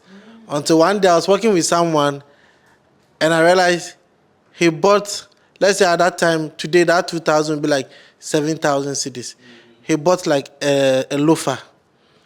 So then my mind changed that, whoa, we've been focusing on the wrong kind of people. Yes. There are people in the category who spend that much. So when you go to a boutique and you hear them selling things for 10,000, 15,000, you will be like, these people are not correct. Who will buy this thing in Ghana? But until you meet, there are customers that, so from that point on, all I tell people is, when you know the value of your product, look for the people who fit in that category because they exist. Yes. When those who tell you, oh, it's too expensive, it's like this, I can get it cheaper in Katamanto or Accra, know that that's your wrong market. Start looking for those who will not go to Katamanto. Yes. They are your target market. Yes. So I also want to just share an experience. Yeah, that's great. Yeah, it's great. Sometimes the experiences we share, we learn from each other and also give us the courage. And now we have the desire. We know we can do it. And we come to make our own plans after break. And we know that now. Just a small exercise. There's a lot of exercises to be done. But at least we do something small just to with what we have done. So at least product branding, something related to personal branding. Just some exercise. Some of us have books, right? If you have a book or you want to take some notes in your phone, but if you have a book, you can just write. You want to do some exercise where you just write some, if some 3 values you want to be known for, some 3 things, if there are some 3 things you want to be what? You want to be known for. So you just write 3 things you want to be what? Known for. So I think just in a minute or 2, we can just finish. Everyone can write 3 things you want to be known for. And you can discuss with someone you are close with why you write it that way, and the person also discuss his own with you, I think, basically. So I think let's write first, then we discuss with just someone close to you, and the person also share why you also think he likes those kind of values you want to be what? Known for. 3 things. 3 things you want to be known for. I want to be known to be maybe, I want to be known to be truthful. Just 3 things that you value greatly. And these things I want to be known for these 3 characteristics. This should be my personal brand. Everyone should know that, yes, this is who I am.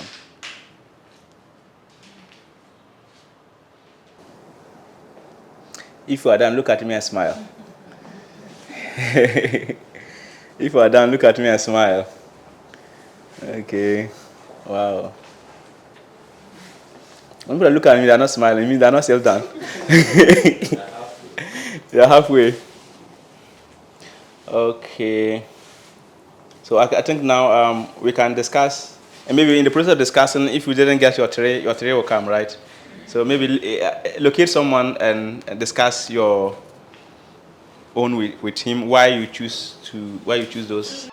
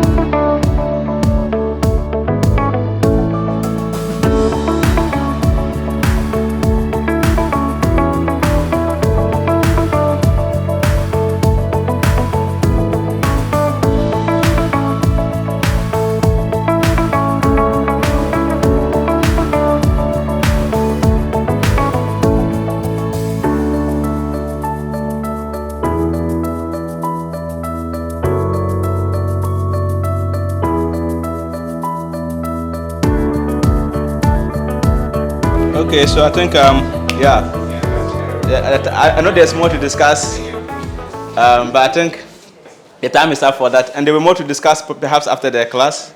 And I think we have had that. It's another exercise going, but I think it was great. I know everyone now have their 3 values, and the next phase is another one will follow that. I want you to look at what skills do you have personally. We're looking at this our personal branding. What kind of skills or services do you think that they are within you that you can make financial value out from? Just 3. I just list 3. 3 skills or services that you think you can, that is of financial value that you have within you. So once you have the 3, then you look at among the 3. It's good to write all the 3 down. Have you all done that? Yes. Please. Yes. So indicate which one of them is of a higher priority to you. Among the 3, which one of them is of a higher priority to you? You can just mark it, and we do another groups again. Maybe this time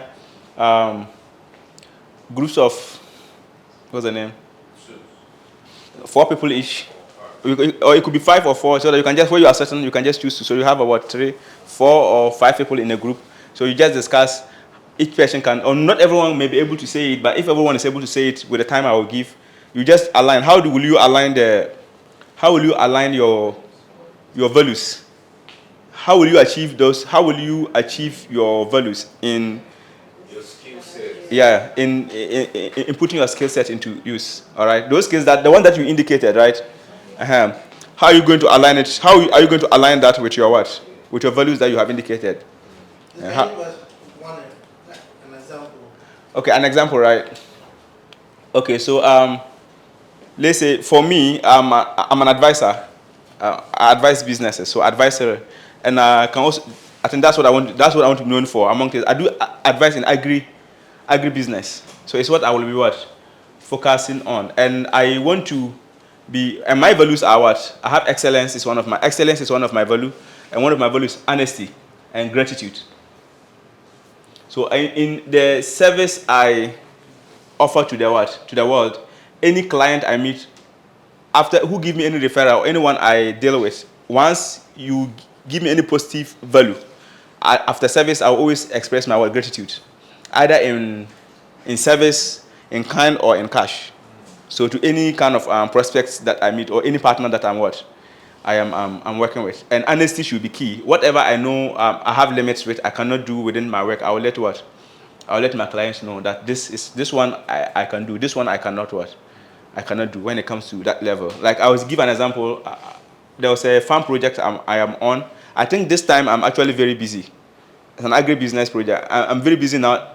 I told the client, I said, this time, looking at my schedules, I can't be able to dedicate my time to the leadership of your project. So get a new leader, but I can give any support that But the responsibility of success and failure should not be on my head again. Because if I take it, there's likelihood that I might give attention to other things and not the project. So it's honesty. I think that is how I think I can, this few things to be able to work. And excellence. I can't do something that fails.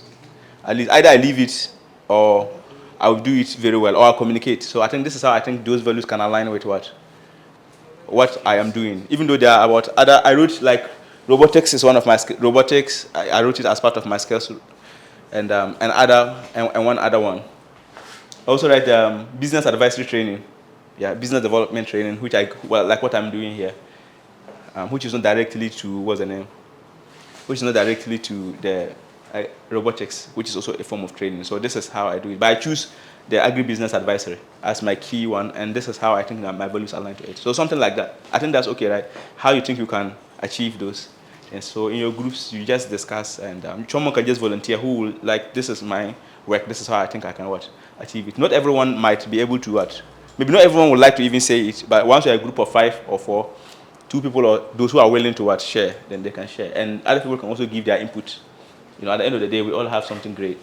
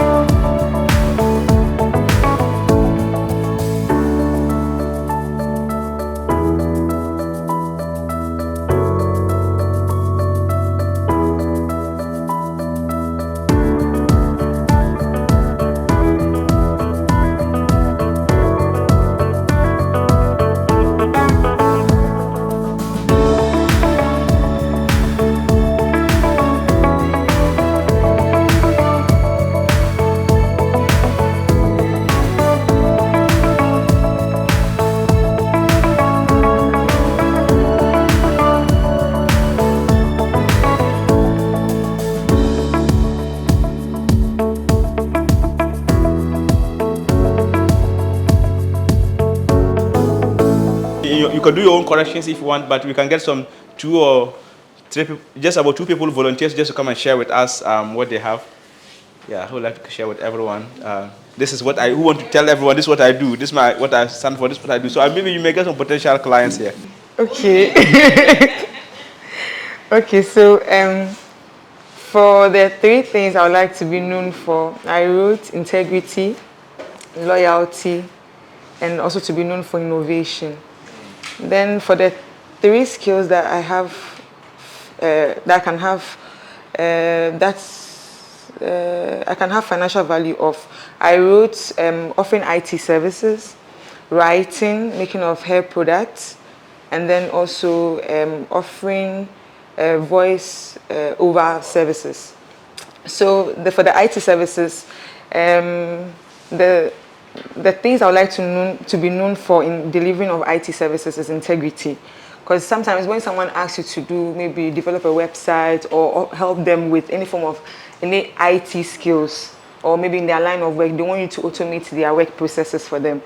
I would like to be show a lot of credibility, one in knowledge that I can do it, and also delivery, like timelines. If I say maybe I'll finish, maybe I'll set up this for you within this time, I'm able to like do that. If I'm not able to, from what we've learned today, I communicate that maybe I need more time to be able to finish it up.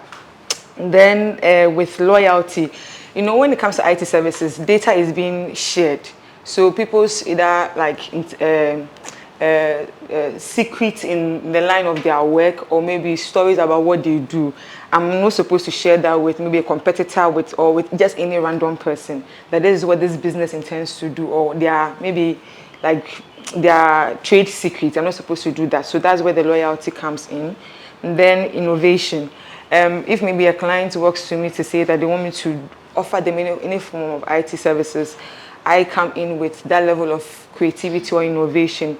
Maybe they want it this way, but me knowing the trends and what is happening in the space, I can maybe tweak it a bit to make it better, to ensure that it's still in line with what they want. Then if all the 3 things I'd like to be known for still trickle down to the skill set I have. So for instance, the writing. If I'm writing anything, maybe for publications or for maybe children's content, I'm looking at writing something that impacts like positively, not negatively. So that's where the integrity also again comes in for me. Then loyalty. So if, for instance, maybe someone has shared an information with me, and maybe as a writer, I would want to maybe take some like thoughts from what they've said. I should not just put their names and their lives all on display. So I need to be loyal to what information has been given to me and not just put it on display publicly. Then innovation. If I'm writing anything, maybe a story or something that has to do with maybe for a particular generation or particular like age group, I need to add some form of like innovation to it so that maybe those readers like within that particular age group will enjoy it. Then with the hair products, so if I'm making products that are supposed to meet a particular need of customers or my target audience, if I'm telling them that this product will do this, the integrity part is that it will be done. If someone orders for a product and maybe they need a particular quantity, if I can do it, I have to let them know. If I can't, I have to let them know. Then loyalty. So if, for instance, maybe I am offering my hair services to someone, I'm not supposed to be sharing stories of clients to another client. That someone just came here to do their hair and you don't know the drama going on in their homes. No. I'm more professional in my service delivery. Then innovation, again, in me offering hair services, I ensure that the products I'm bringing out are solving problems, are bringing life to people's hair, health to people's hair, and also I'm making their hair smell so good. So thank you. Well, for the skills, I wrote sales of, it kind of aligns with my sister's one. So I wrote sales of IT, right? Sales of IT services, social media management, and technical writing. And for what I want to be known for, I wrote trustworthy, good communicator, and reliability. I think it intertwines with sales of services because sales of IT services, because being trustworthy is something that is rare. So, and being that most times, most of the clients I interact with are people who might not even physically meet you one-on-one. So you want to, at first encounter, be someone they know that, oh, you're trustworthy. There's the way you talk. You shouldn't be shady.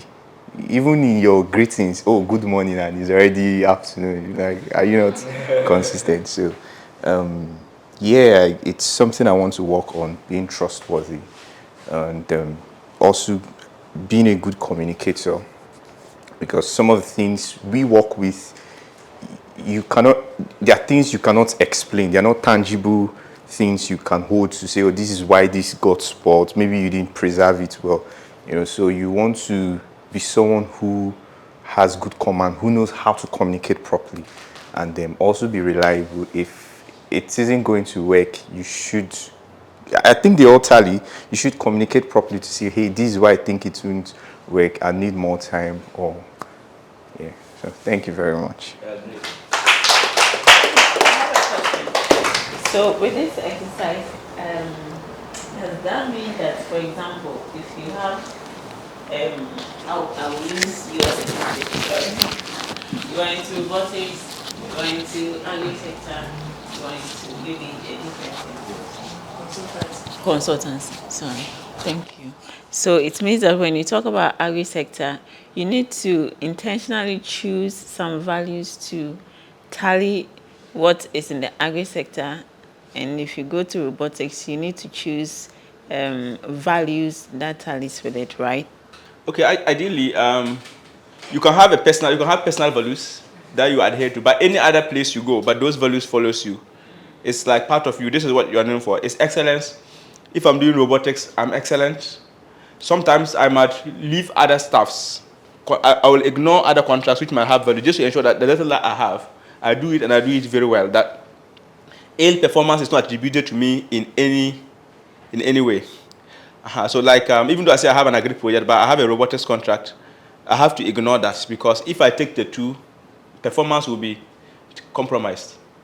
I may not want to. So, and when I'm taking clients for advisory, I don't take more. Once the number reaches some level, I don't take any more number, because if I take too many, I can't deliver to my expectations. So I need to take the number I can watch, so that I know my excellent services can be what, can be maintained, and gratitude. So once I get you do service for a client, the person paid on time, it's a good thing, because the client can choose not to have done that, right? So at least you express your gratitude, and a partner help you in the process of business. Then you have to what, reach out to what, share your gratitude through an email or something. But that is to me, and because that's what I value. So any other service I'm doing, whether it's agribusiness or it is what, robotics, I have to what, go by that particular method. So I will not overpromise. I'll try to underpromise and overdeliver, than to overpromise and underdeliver, and to give more headache to myself. I don't want that. So I think that is what, yeah. But certain services to demand certain attribute too. So you can look at that. This particular service might demand this attribute. Even if it's not in you, you can learn it. Yes. Was there any other concern or question here? So that we do the last exercise, which is just something we can do within 3 minutes. Just the what you just write down, the service you can provide, and with your values. Like you can give some activity timelines within this year. What activities are you going to take, and by what time do you want to take it? So you can just write that down. This from here. If I leave here, this is what I'm going to do. I'm going to do this by this time. I'm going to do this by this time. You just write it down within 3 minutes, and you can just show to someone you think you trust that, yes, bear me witness, I will do this by this time. Someone you know that, if you know someone here, if you don't know someone, but at least you can exchange numbers, so that maybe at the end of the year, the person can call you. Hey, you tell me this, tell me, have you really achieved it? So we can hold you responsible. I say you can give activities you are going to take in line with the service you can provide. That activities that you are going to undertake. So maybe I can say I'm going to take a consultancy with this organization. I'm going to consult for SSC. I'm going to consult for SSC, maybe from which I started some consultancy with. Maybe from last month. Last month was from May to July, right? I'll be with SSC from May to July, and maybe I'll be with another organization from what? Maybe this we are in what, May. In May I can add, you can name it, you can be specific. It's okay. Maybe let's say, for example, maybe I can say that I'm going to engage InnoHub in June 20 what? June 2024, this month, June. Maybe I'm just using that. I'm going to engage InnoHub. Maybe I can say I'm going to the farming season have started in the north, so I'm going to engage some farmers through my usually acceleration program, a farmers acceleration program, from now till the next 3 months. The next 3 months, the season they have already planted and things are less. Maybe till harvesting will be happening around November, December at least. That from now till that part, I will be engaging in an acceleration program for what farmers in northern Ghana. That's also an example. And I will take like I will take about three or five other entrepreneurs and add them to my advisory pool. Maybe in the month of what? Between June and what? July. I will take about, it's a 3 to 5, right? New people into my advisory pool. So that becomes my activity. See, there's timelines. It can be a range or a specific time. By this time, I would have achieved that. I think that's easy, right?